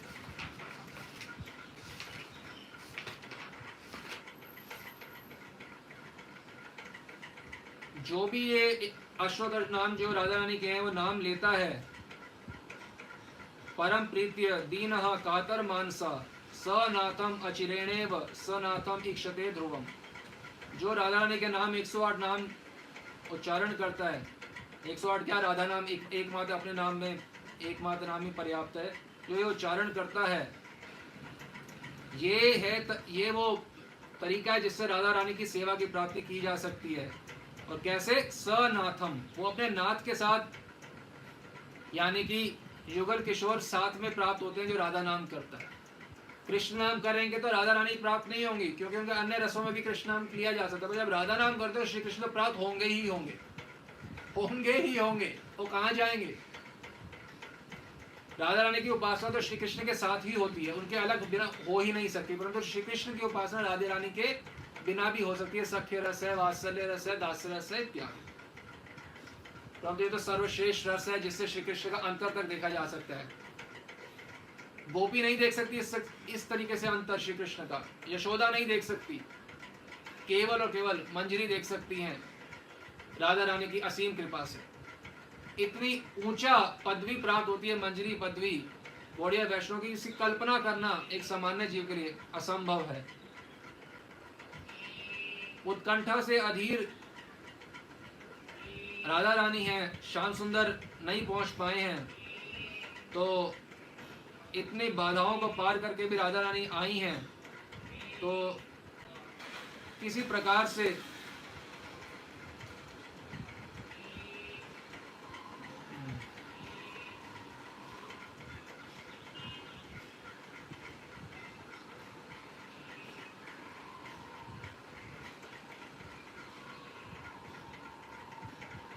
राधा रानी को जब बताया कि राधा रानी इस प्रकार से श्री कृष्ण आपके ही नामानंद में डूबे हुए हैं, आपके ही पद में ज्योति का ध्यान कर रहे हैं, तो उनका एकदम से खुशी हुई। खुशी किस बात की हुई? कि उन्हें जो सेवा की जिसकी आकांक्षा करके आई थी अपने घर से कुंज में, घर से कुंज में आ रही है, कोई काम वासना की पूर्ति के लिए राधा रानी आ रही है ना कृष्ण आ रहे हैं, वो एक आकांक्षित सेवा करने के लिए आ रही है श्री कृष्ण की। लगा कि हाँ, अरे ये योग तो फिर से बन रहा है, मैं श्री कृष्ण की अपनी आकांक्षित सेवा कर सकूंगी। तो इसलिए इस वजह से वो प्रफुल्लित हो जाती हैं, ऐसा आनंद में डूब जाती है जिसका मतलब वो भी डूब जाती हैं। किस बात से? कि मैं श्री कृष्ण की सेवा कर पाऊंगी, सिर्फ इसी बात से आनंद में डूब जाती है। फिर मंजरी को पहले तो कृष्ण को संभालो, फिर राधा रानी को संभाल, तभी तो बोला सखी बिना ए लीला पुष्टि नहीं होए। अब राधा रानी को संभाल रही है, अरे सब्र करो, होश में रहो, क्योंकि अगर होश में ही रहेंगी तो मिलन कैसे होगा। किसी तरीके से होश में लेके आती हैं मंजरी राधा रानी को, और दिखाती हैं कि श्री कृष्ण किस प्रकार से राधा रानी का नाम ले रहे हैं, और राधा नाम का अमृत प्रवाह चल रहा है श्री कृष्ण के मुख से। ध्यान तो चल रहा है पद्मनाभ ज्योति का, और अमृत प्रवाह मुख से चल रहा है निरंतर, राधा राधा राधा राधा राधा राधा राधा राधा राधा, अमृत प्रवाह चल रहा है। ये श्री कृष्ण का ये जो रूप है, ये दर्शन कराती है मंजरी राधा रानी को, और श्री कृष्ण को कहती है मधुर स्वर में कि हे योगीराज, हे कृष्ण, हे योगीराज, आंखें खोलकर देखो, तुमने जो साधना करी है राधा नाम जप करके, वो जो महाशक्तिशाली जो राधा नाम है, वो नामी को आकर्षित करके तुम्हारे समक्ष ले आया है, अपनी साधना का फल उपभोग करो। ऐसे मंजरी कहती है, आपका साधना का फल मिल गया है, वो फल प्राप्त करके धन्य हो जाओ। आपने जो ध्यान करा जिनके श्री चरणों का, वह साक्षात राधा रानी आपके समस्त अब उपस्थित हैं। प्रत्यक्ष आस्वादन कर अपने नेत्रों को सार्थक करो। ऐसे मंजरी जो है श्री कृष्ण को राधा रानी के दर्शन करवाती है, फिर युगल मिलन माधुरी संभव हो पाती है। हमने सच बताएं तो इतना कुछ बोलना था, पर समय बहुत निकल चुका है, तो हम बहुत संक्षिप्त करके थोड़ा सा कुछ बोलेंगे। अब तो सच्ची बात शुरू भी नहीं हुआ था, समय ही नहीं है। अन्य आचार्यगण बोलते हैं राधा राधेति कुर्या तू, राधा राधेति पूजये, राधा राधेति जन निष्ठा, राधा राधेति जनपति, वृंदारण्य महाभागा राधा सहचरी भवे। इसका मतलब है कि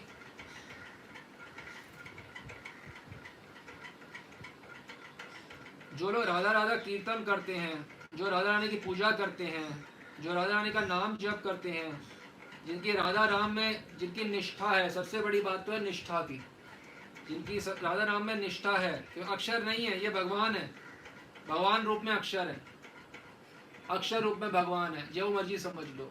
विग्रह है, मूर्ति नहीं है, भगवान है, अक्षर नहीं है, भगवान है। तो जो राधा नाम का जप करते हैं, जिनकी राधा नाम में पूर्ण निष्ठा है, ऐसे महाभाग्यवान जो व्यक्ति होते हैं, उनको राधा रानी का मंजरी तत्व सहचरित्व प्राप्त होता है, राधा रानी की मंजरी बनते हैं जो राधा राम की पूजा करते हैं।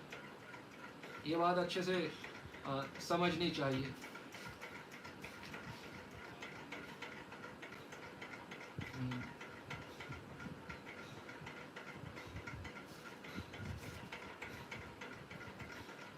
ये वर्णन आता है ब्रह्म वैवर्त पुराण में, श्लोक नहीं उच्चारण करेंगे, समय कम है। जब कोई राधा नाम का उच्चारण करता है तो रास शब्द सुनते ही श्री कृष्ण जो होते हैं उसके निकट जाने के लिए एकदम हर्ष से उत्फुल्लित हो जाते हैं, एकदम बस उसके पास पहुंच जाऊं, एकदम हर्ष से। कोई रा बोलता है तब ये हालत श्री कृष्ण की होती है। और जब धाव उच्चारण करते हैं तो तत्क्षणात उसके पीछे चल पड़ते हैं जो राधा नाम लेता है। राग बोलते ही तो उनकी सीमा नहीं रहती कि बस उसके पीछे जाऊं, धा बोला तो उसके पीछे चलना शुरू होंगे नहीं, उसके बाद धा बोलते उसके पीछे चलना शुरू। तो जब आप राधा बोल रहे हो तो सबसे पहले श्री कृष्ण तो आपके साथ हैं ही हैं, होना नहीं है बाद में आएंगे राधा नाम लेके नहीं आएंगे, लेने पे वो मौजूद हैं। तो ये ब्रह्म वैवर्त पुराण ये बात वर्णन कर रही है। और आप ये देखेंगे प्रेम भक्ति चंद्रिका में भी 108 नंबर श्लोक में, जय जय राधा नाम वृंदावन जार धाम, कृष्ण सुख विलासेर निधि, हेनो राधा गुणगान ना शुलिनो मोर कान, वंचित करिलो मोर विधि। यानी कि जय जय राधा नाम, जय जय शब्द क्यों बोला जाए राधा नाम? उत्कर्ष के साथ, नमस्कार वाचक है ये शब्द। जय जय राधा नाम, जय हो किसकी? राधा नाम की। क्यों? क्योंकि ये कृष्ण को भी पूरी तरह विमोहित कर लेता है। इतना शक्तिशाली ये नाम है कि श्री कृष्ण को पूरी तरह विमोहित कर लेता है। आप देखें सुधा नदी के 95 नंबर श्लोक में पढ़ेंगे 95, यद जापः सुकृदेव गोकुल पतेर आकर्षस तत्क्षणात्, यानी कि जिन नाम का जप राधा एक बार भी कोई जप करता है तो गोकुल पति यानी कृष्ण तत्क्षण उसके प्रति आकर्षित हो जाते हैं। इसलिए किसकी क्या बोला जा रहा है? नरोत्तम दास ठाकुर क्या बोल रहे हैं? प्रबोधन सरस्वती बोल रहे हैं एक बार नाम लेते हैं श्री कृष्ण आकर्षित हो जाते हैं। वही ठाकुर नरोत्तम ठाकुर बोल रहे हैं जय जय राधा नाम, जय हो मेरे स्वामी के नाम की जय हो, जय जय राधा नाम, जय जय राधा नाम। वृंदावन जार धाम, वृंदावन की मेरी महारानी, कृष्ण सुख विलासेर निधि, कृष्ण सुख विलासेर निधि। हाँ, तो राधा नाम जब लेते हैं तो श्री कृष्ण तत्क्षण आकर्षित हो जाते हैं। इतनी मुख्य बात है। और श्री कृष्ण का जो ये नाम है, ये जो राधा रानी का जो नाम है, ये उस प्रकार से नहीं है कि जैसे अजामिल ने अपने पुत्र नारायण का नाम लिया तो कि भगवान सोचे मुझे इसकी रक्षा करनी चाहिए। जब कोई भगवान नाम लेता है ना तो भगवान उसके प्रति बिक जाते हैं। वो सोचते हैं मेरे को इसकी रक्षा करनी, कोई भी नाम ले मेरे को इसकी रक्षा करनी है। तो जब अजामिल ने नारायण का नाम लिया तो नारायण के मन में आया कि मुझे इसकी तो रक्षा करनी है, इसने मेरा नाम लिया है। तो विष्णुदूत ने उनकी रक्षा करी। परंतु जब कोई राधा नाम लेता है तो ये नहीं सोचते श्री कृष्ण मुझे उसकी रक्षा करनी है। वह राधा नाम सुन जब कोई लेता है तो वो खुद कृतार्थ होने के लिए उसके बाद पीछे आ जाते हैं। जो राधा नाम लेता है रक्षा करने के लिए नहीं आते, कृतार्थ होने के लिए आते हैं। राधा नाम से कृतार्थ होने के लिए श्री कृष्ण आ जाते हैं। अपना आत्मदान करने के लिए उसके पास आते हैं। मेरे को मैं बेचता हूं अपने आप को, आपको जो राधा नाम लेता है। ऐसा वर्णन बाबा जी कर रहे हैं श्लोक 68 की व्याख्या में। बहुत सुंदर व्याख्या है, बहुत सुंदर। और छोड़ो, अब हम समय नहीं है तो शीघ्र शीघ्र बोल रहे हैं कि जब श्री कृष्ण सत्यभामा रुक्मिणी के साथ भी होते हैं ना, उनके शैया पे होते हैं, एक ही शैया पे श्री कृष्ण है, उनकी रानी पटरानियां हैं, तो तब भी बोलते हैं राधा राधा राधा राधा। उनके साथ रहते हुए भी बोलते हैं। सोचो इतना राधा नाम से उनको प्रियता है, इतना राधा नाम को आश्रय है उनका। वहां पे भी उन्हें सुख नहीं है अपनी रानियों के साथ भी। क्यों? क्योंकि राधा नहीं है ना वहां। राधा के बिना तो किसी को देखना भी नहीं चाहते श्री कृष्ण। राधा राधा शैया पे भी बोलते हैं श्री कृष्ण। बाकी जगह तो अभी तो बहुत वर्णन करना था पर कर नहीं पाएंगे। तो हमें किस प्रकार से राधा नाम लेना चाहिए? जो हम ये कथा भी श्रवण कर रहे हैं ये भी भूत शुद्धि के साथ करनी चाहिए। जब भगवान की विग्रह की जो सेवा की जाती है, ये सब हरे कृष्ण जप करने वाले समझें, जब ठाकुर जी की विग्रह की सेवा की जाती है भूत शुद्धि के साथ किया है। भूत शुद्धि मतलब मेरा भगवान से ये अमुक संबंध है। यानी कोई सखा है तो अपने सखा माने और फिर सेवा करे ठाकुर जी की विग्रह की। कोई गोपी मानता है अपने आप को, गोपी माने खुद को, फिर सेवा करे। जो गौड़िया वैष्णव अपने आप को राधा रानी की सेविका यानी कि दासी किंकरी मंजरी माने और फिर सेवा करे। तो ये तो विग्रह की सेवा है। जब हम कथा श्रवण कर रहे हैं तो भूत शुद्धि के साथ करनी चाहिए कथा श्रवण। भूत शुद्धि के लिए साथ करना चाहिए नाम, राधा नाम, कि मैं राधा रानी की दासी हूँ, आप लो राधा नाम, जय जय राधा नाम। भूत शुद्धि के साथ नाम लेना चाहिए, भूत शुद्धि के साथ श्रवण करना चाहिए। कथा ऐसे श्रवण करें कि एक वक्ता है, वो जो ये श्लोक है, श्लोकों में चित्र हैं। जो वक्ता है, जो आचार्य गुरुजन है, वो जो श्लोक में चित्र है वो हमारे सामने प्रकट करके दे रहे हैं चित्र को, और उस चित्र का मैं पान कर रही हूँ उस स्वरूप में रह के। तो कथा का श्रवण भूत शुद्धि के साथ करना चाहिए। नाम का जप भी भूत शुद्धि के साथ करना चाहिए। जप जो करते हैं भूत शुद्धि के साथ करना चाहिए। और जैसे रघुनाथ दास गोस्वामी कह रहे हैं, परम प्रीति के साथ दीनः कातर मानसः, दीन होके, कातर होके करना चाहिए कि मैं दीन हूं, मैं कातर होके, तड़प के नाम लेना चाहिए, विह्वल होके नाम लेना चाहिए, दीन होके। यानी कि कम से कम 70 नंबर पे हूं मैं। अगर 70 लोग यहाँ हैं तो मैं 70 नंबर पे हूँ, नहीं तो दीन ही कहाँ हो यार। आप तो श्रेष्ठ जन हो। श्रेष्ठ जन का के लिए क्या करेगा राधा नाम? आप तो श्रेष्ठ पुरुष हो। तो दीन नहीं हो तो कोई राधा नाम में कृष्ण कोई कुछ नहीं कर सकता हमारा। तो दीन होके राधा रानी का नाम लेना चाहिए।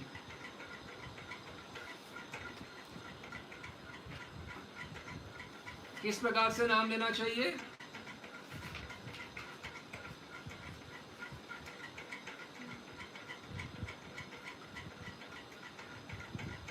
प्रीति की रीति रंगीलो ही जाने, यद्यपि सकल लोग चूड़ामणि दीन अपन को माने।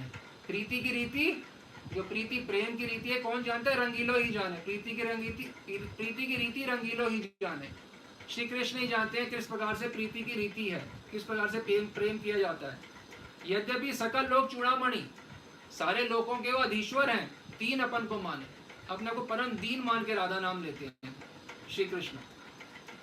तो अगर हम दीन नहीं मानेंगे, 70 नंबर पे नहीं मानेंगे, लेकिन मैं तो कुछ ज्ञानी हूँ, श्री कृष्ण से भी ज्यादा ज्ञानी है क्या हम? वो ज्ञान की मूर्ति है, वो समझते हैं कोई मेरा कोई ज्ञान नहीं, मुझे कुछ नहीं आता, मैं तो केवल राधा नाम पे निर्भर हूँ, राधा नाम का आश्रय लिया। राधा नाम लेना अलग है, राधा नाम का आश्रय लेना अलग है। राधा नाम का आश्रय मैं श्री कृष्ण लेते हैं, वैसे ही बोला जाए राधा नाम का आश्रय लें हम, आश्रय दीन मान के। मैं तो सबसे नाली से, मैं बड़े कीड़े से भी नीच हूँ, पतित हूँ, पर मैं आश्रित आपका ही हूँ। वो नाम लेके उस प्रकार से नाम लेंगे तो तत्क्षण नामी मूर्त हो जाते हैं। ये निर्भर करता है किस दीनता में नाम लेते हैं। अगर हमारे को अनुभव नहीं हो रहा तो हमारी दीनता में कमी है, विनम्रता में बहुत भारी भयंकर कमी है।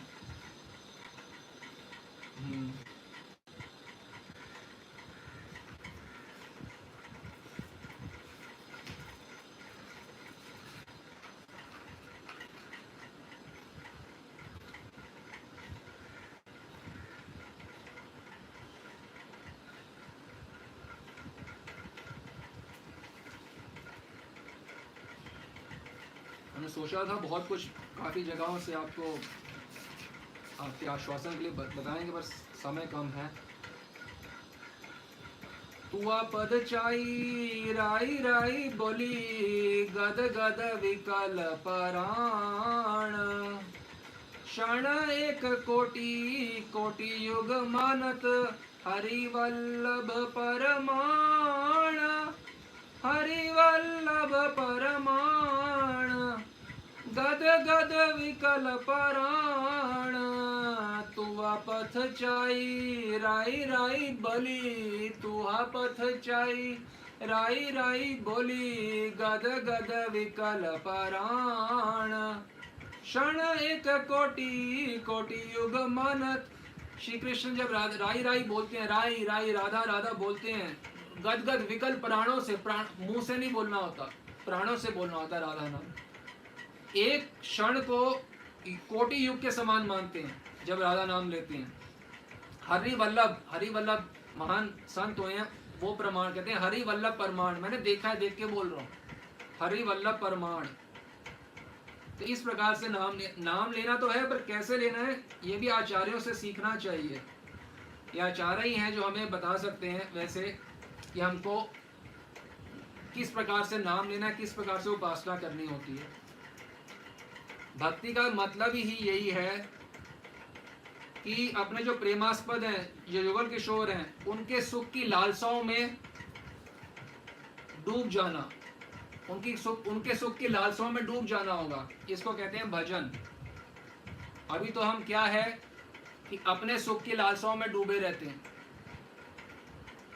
जैसे कि अगर हम भगवत धाम जाना चाहते हैं, कुछ चीज़ें हमें बंद करनी चाहिए। जैसे कि ये इच्छा होना कि अपना जन्मदिन मनाना या अपने परिवार में से किसी का जन्मदिन मनाना। यदि ये इच्छा है कि जन्मदिन मनाना है अपना या अपने परिवार में से किसी का, तो ये समझ लीजिए वीज़ा पासपोर्ट वगैरह सब कुछ रेडी है, परमानेंट एटर्नल की एटर्नल वीज़ा पासपोर्ट रेडी है, पुनरपि जन्म पुनरपि मरणम का। बार बार इस जगत में आना पड़ेगा अगर बर्थडे मनाने की इच्छा है अपने या किसी और की। क्योंकि ये भगवान के धाम में है, जब हम जाते हैं तो हमारी कोई इच्छा नहीं होती कि कोई बर्थडे मनाए हम अपना या किसी के परिवार का, अपने परिवार का। तो यदि ये इच्छा है तो वीज़ा पासपोर्ट रेडी है पुनर्जन्म का। कभी माँ के कोख से छुटकारा नहीं मिलेगा, कोई ना कोई माँ बनेगी बारंबार। आप ये सोचो, श्लोकों में कहा गया ऐसी कोई इच्छा हो जो पशुओं से भी गई गुजरी हो, तो वो कितनी लो लेवल की होगी। पशुओं के समान क्या इच्छा होती है? आहार निद्रा भय मैथुनम च सामान्यमेतात् पशुभिः नराणाम। क्या? ईटिंग, खाना, सोना, सेंशुअल प्लेजर और डिफेंड करना, अपना बचाव करना, ये चार चीजें जो होती हैं, खाना पीना सोना, सेंशुअल एंजॉयमेंट करना, अपना बचाव, ये तो पशुओं में भी होती है। अगर यही इच्छाएं हैं तो मनुष्य में तो पशु के समान है। परंतु यदि बर्थडे बनाने की इच्छा है तो पशु से भी गया गुजरा है। मतलब पशु से भी गए गुजरी स्थिति यदि होगी तो वो गोलोक के कुंज में कैसे पहुंचेगा? आप खुद को उत्तर दें अपने आप को। किसी मछली में इच्छा नहीं होती, किसी चींटी में इच्छा नहीं होती, किसी जिराफ में इच्छा नहीं होती अपना जन्मदिन मनाने की, अपने परिवार का किसी का जन्मदिन मनाने की। किसी वुल्फ में, किसी टाइगर में, किसी कॉकरोच में, कोई कॉकरोच में इच्छा नहीं होती मैं अपना जन्मदिन मनाऊं। तो जो इच्छा पशु में भी नहीं है, वर्ष से वर्ष पशु में, अगर वो हमारे अंदर प्रचुर मात्रा में है तो कैसे भगवत प्राप्ति होगी? अपने आप को उत्तर दें। और क्या सोचते हैं इस बार मेरे को क्या लेके दोगे? मेरे को आधा अच्छा कुछ लेके नहीं दिया मेरे बर्थडे पे। अरे भाई क्या प्रिंसेस आ गए हो? क्या आ गए हो? दास दास अनुदास हैं। बर्थडे के दिन क्या ये अपने आप को अनुभव करते हो मैं दास दास अनुदास हूँ? ठीक इसके विपरीत अनुभव करते हैं। मैं तो क्वीन हूँ, प्रिंसेस हूँ। तो दासी की तो सिद्धि मिलनी है।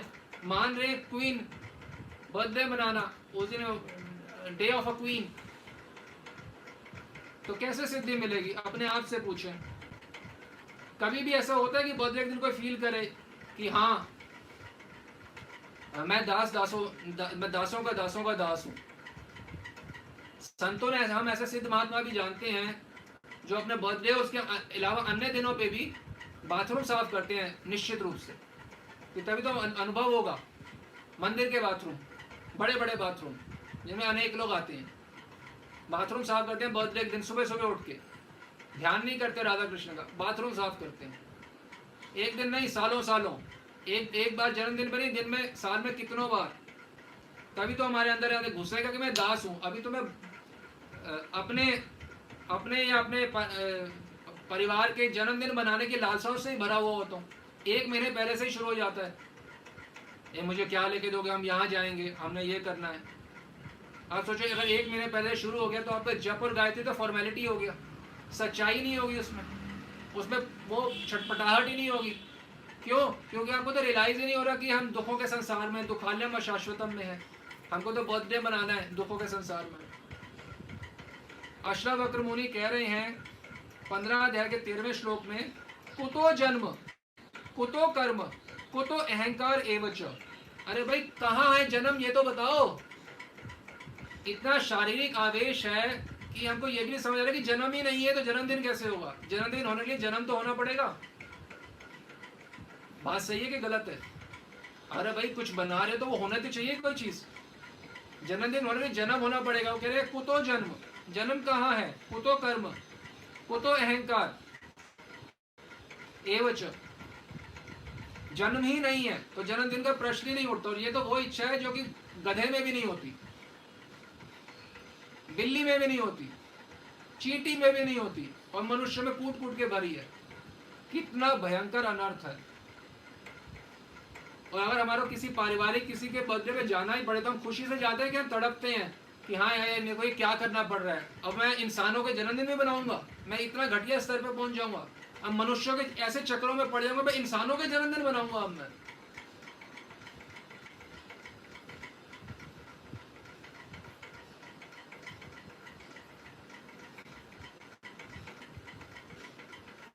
इतने अच्छे, इतने ऊंचे मार्ग पे आके अभी भी हम क्या सोच रहे हैं कि मैं जन्मदिन मनाऊं। तो सोचिए कि कितना बड़ा मल है ये हमारे हृदय के अंदर। आज मुझे कुछ मत कहना, आज क्या है भाई? मेरा जन्मदिन है। अच्छा, एक कौन सी भयंकर घटना हो गई ऐसी? दुनिया में 700 करोड़ लोग हैं, 365 दिन है, कितने हजारों का जन्म, लाखों का जन्मदिन आज है। पहली बात तो जन्म ही नहीं है, कुतो जन्म। यदि अक्षरावक्र मुनि की शास्त्रों की बातों पे विश्वास हो तो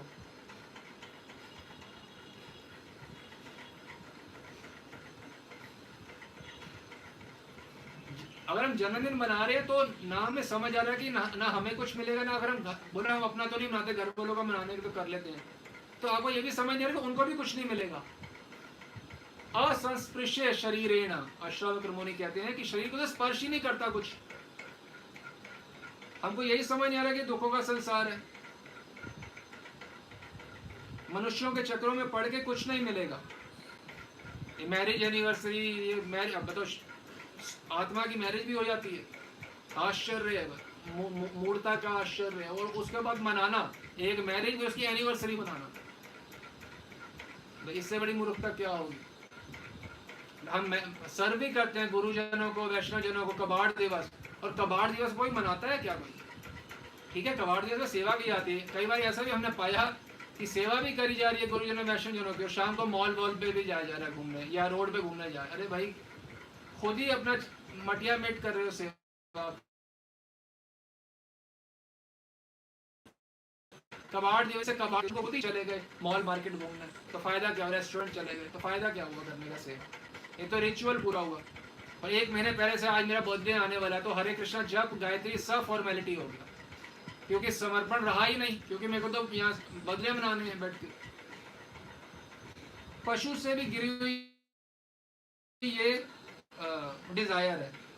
बर्थडे मनाना मतलब insult to one's own knowledge, insult है अपनी नॉलेज की ही, खुद की बेइज्जती करा रहे हैं अपना बर्थडे मनाकर।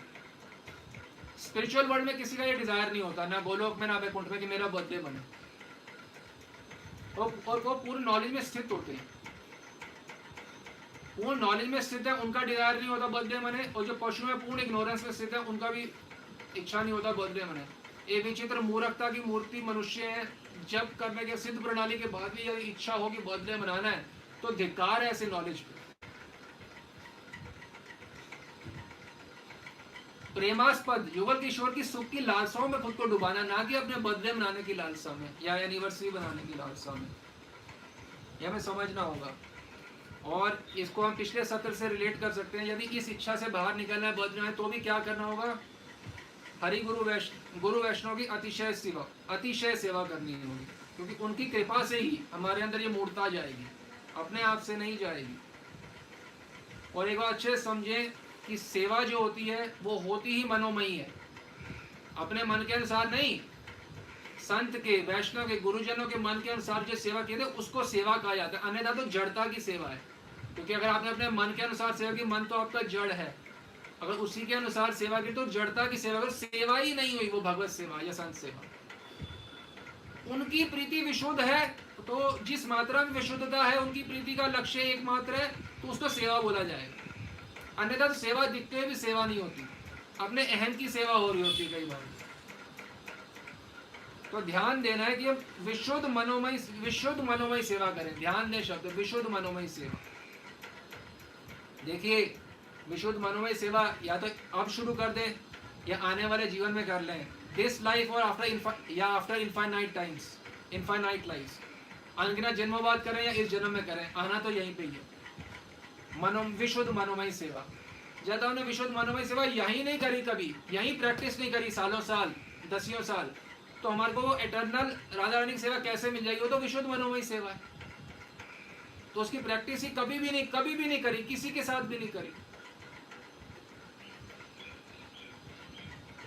ये जितने भी थॉट्स हैं, बर्थडे नहीं मनाना, लोभ ना होना, राधा नाम लेना, जो भी हैं, ये सारे सरफेस थॉट्स रह जाते हैं हमारे। जैसे पंछी जो है पेड़ पे आया, थोड़ी देर रुका और उड़ गया, फिर उसको पेड़ से को लेना देना। ऐसे ही हमारे जो सदविचार हैं आचार्यों के, वैष्णवों के, गुरुजनों के, पंछी की तरह हमारे ऊपर, हमारे हृदय में रहते हैं, फिर उड़ जाते हैं सदविचार। क्यों उड़ जाते हैं? क्योंकि वो तभी टिकते हैं जिस मात्रा में मनोमय सेवा की जाती है। अगर मनोमय सेवा गुरु वैष्णव की नहीं हो रही तो सदविचार हृदय में नहीं टिकेंगे, पंछी की तरह उड़ जाएंगे, हमेशा सरफेस थॉट्स रहेंगे। इसी वजह से हम किसी से बात, कई लोग हमसे मिलना चाहते हैं, सन्यासी भी, इस्कॉन के इधर उधर के, कि भाई हमसे मिलना चाहते, हम नहीं मिलते, क्योंकि आप गुरु वैष्णव की सेवा नहीं करोगे तो आपके मन में विचार टिकेंगे ही नहीं। हम देखते नहीं, जब तक कोई गुरु वैष्णव की सेवा करे तो हमारे को, हमारी इच्छा ही नहीं होती है, उस समय बर्बाद है।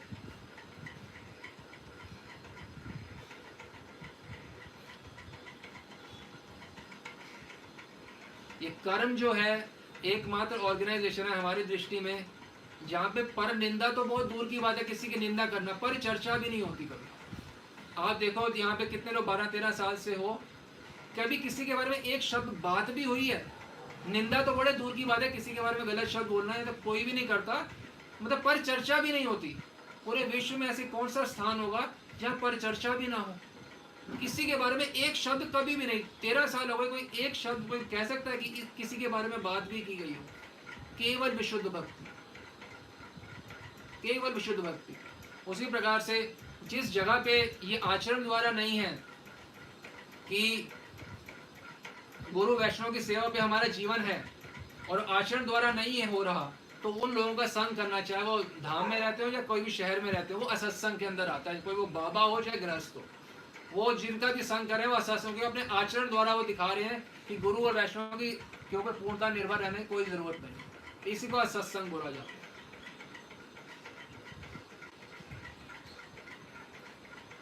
हमने तो 12-13 साल से यही देखा, हम जो भी हमारे इस सर्कल में आए हैं, किसी के मुख से एक बार शब्द भी नहीं सुना कि गुरु वैष्णव की मनोमय सेवा की आवश्यकता है। आचरण तो दूर की बात, जब शब्द भी नहीं है, आचरण नहीं है, तो फिर अगर संग करेंगे तो निश्चित रूप से विशुद्ध असत्संग है, इसके अलावा और कुछ नहीं है। और विशुद्ध असत्संग का मतलब ऑपोजिट डायरेक्शन में जा रहे हैं।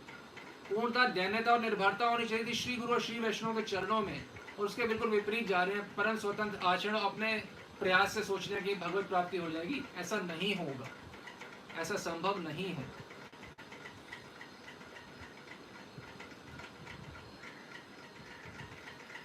जब भी गुरु वैष्णव की सेवा कोई भी प्राप्त हो, अति हर्ष अनुभव होना चाहिए। अरे इतनी विशेष कृपा मेरे पे हो गई, इतनी विशेष कृपा हो गई। हमें माता जी को भी हम बता रहे थे कुछ दिनों पहले कुछ सेवा के कंटेक्स्ट में कि हमें इतना खुशी महसूस होती है कि सेवा प्राप्त हो गई। किसी सेवा के कंटेक्स्ट में कोई लक्ष्मी अत्यधिक लग रही थी, फिर भी भीतर कृतज्ञता में डूब रहे थे कि हाँ, ये सेवा प्राप्त हो रही है, कितने भाग हैं। तो कभी भी कोई सेवा भी प्राप्त हो, भाग मनाने चाहिए। बर्थडे में कर रहे हो, कुछ भी कर रहे हो, कर्म के बाहर अगर हो जाएंगे तो कहाँ किसको अपॉर्चुनिटी भी मिलती है और किसको कोई जरूरत भी महसूस होती है। भाग मनाने चाहिए। और कुकिंग तो सबको करनी ही चाहिए, ज्यादा से ज्यादा, चाहे कोई मेल हो चाहे फीमेल हो। और अगर कोई कुकिंग करके वैष्णव सर्व नहीं कर रहा तो ये काम वासना से पार पाना स्वप्न भी मत लेना। और टॉयलेट क्लीनिंग जब मंदिर हो तो ऐसे सुअवसर प्राप्त हो तो जरूर करना चाहिए।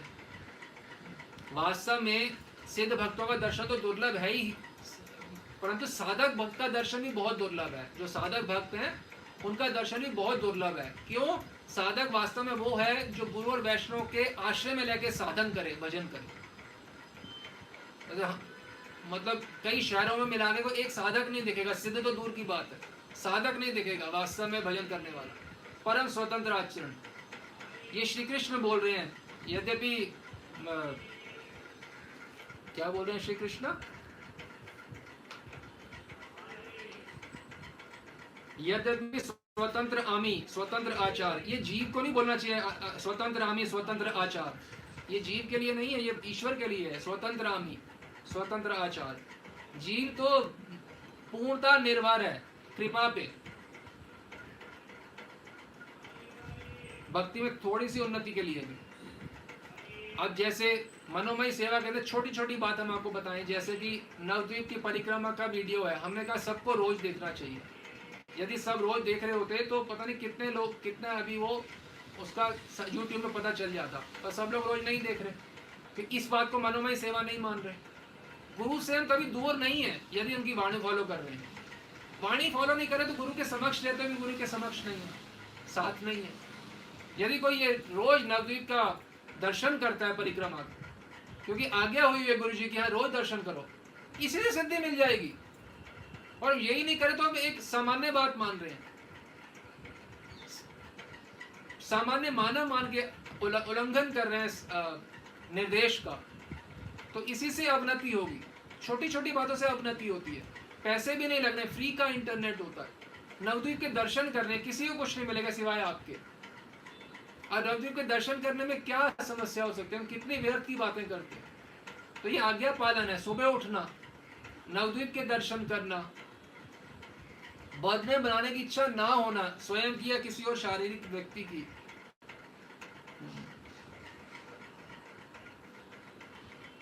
और यदि कोई मनोमय सेवा करना चाहता है तो वो असंभव है तब तक जब तक अच्छे संबंध ना हो। जो संबंध ही नहीं है, बातचीत ही नहीं होगी, तो सेवा कैसे होगी? सेवा तो उसी करी जाती है जिससे संबंध अनुभव होता है, और संबंध अनुभव करने के लिए टाइम इन्वेस्ट करना होता है। विनोद अच्छा मंथन कर रहे हैं कि टाइम इन्वेस्ट किए बिना तो संबंध ही नहीं होंगे, और संबंध ही नहीं होंगे तो सेवा ही नहीं होगी, और सेवा ही नहीं होगी मनोमयी तो अनर्थ ही नहीं जाएंगे, अनर्थ ही नहीं जाएंगे तो अनर्थ निवृत्ति नहीं होगी, तो रुचि नहीं होगी, निष्ठा नहीं होगी, रुचि नहीं होगी, प्रेम कैसे होगा? तो जो हम बोल रहे हैं सब ध्यान से सुनना चाहिए और अप्लाई भी करना चाहिए। तृष्णा के साथ एक व्यक्ति जुड़े हैं जगन्नाथ मेहर करके, वह बहुत ध्यान से सुनते हैं, हमें बहुत अच्छा लगा। तो हमें भी ध्यान से सुनना चाहिए जो हम कह रहे हैं, उसको फॉलो करना चाहिए।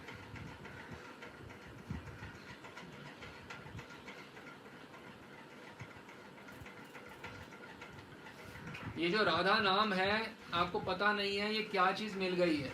ये इतनी बड़ी निधि मिल गई है कि हम सोच भी नहीं सकते, इतनी बड़ी निधि है ये प्रबोधानंद सरस्वती इत्यादि आचार्यगण बता रहे हैं। ता सभाए नामामृत बहुत दूरे अवस्थित निकुंजेर निगूढ़ रतन। ये जो राधा नाम है ये क्या है? निकुंजेर निगूढ़ रतन। ये रतन है, ये ज्वेल है, कहाँ का? निकुंज का। निकुंजेर निगूढ़ रतन, ये निगूढ़ रतन है क्या? राधा नाम। तो राधा नाम हम सही रूप से लें,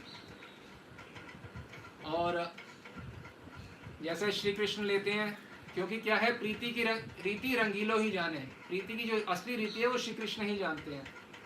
वदने ते राधे राधे विनोद नागर जपे श्याम अंगे प्रेमेर विकार। वदने ते राधे राधे, वदन से राधे राधे नाम जपते हैं कौन? विनोद नागर। विनोद नागर जपे श्याम अंगे प्रेमेर विकार, श्याम के अंग में प्रेम के विकार होते हैं। प्रबोधानंद देते कोय अनंत महिमा मोए राधा नाम जीवा तू आमार। प्रबोधानंद सरस्वती कहते हैं कि अनंत महिमामय राधा नाम है, राधा नाम जीवा तू अमार, राधा नाम मेरा जीवन है। तो हम भी आचार्यों के चरणों में यही प्रार्थना करें कि राधा नाम जैसे उनका जीवन है वैसे ही राधा नाम हमारा भी जीवन बने। जय जय श्री राधे, जय जय श्री राधे, जय जय श्री राधे। राधे श्याम।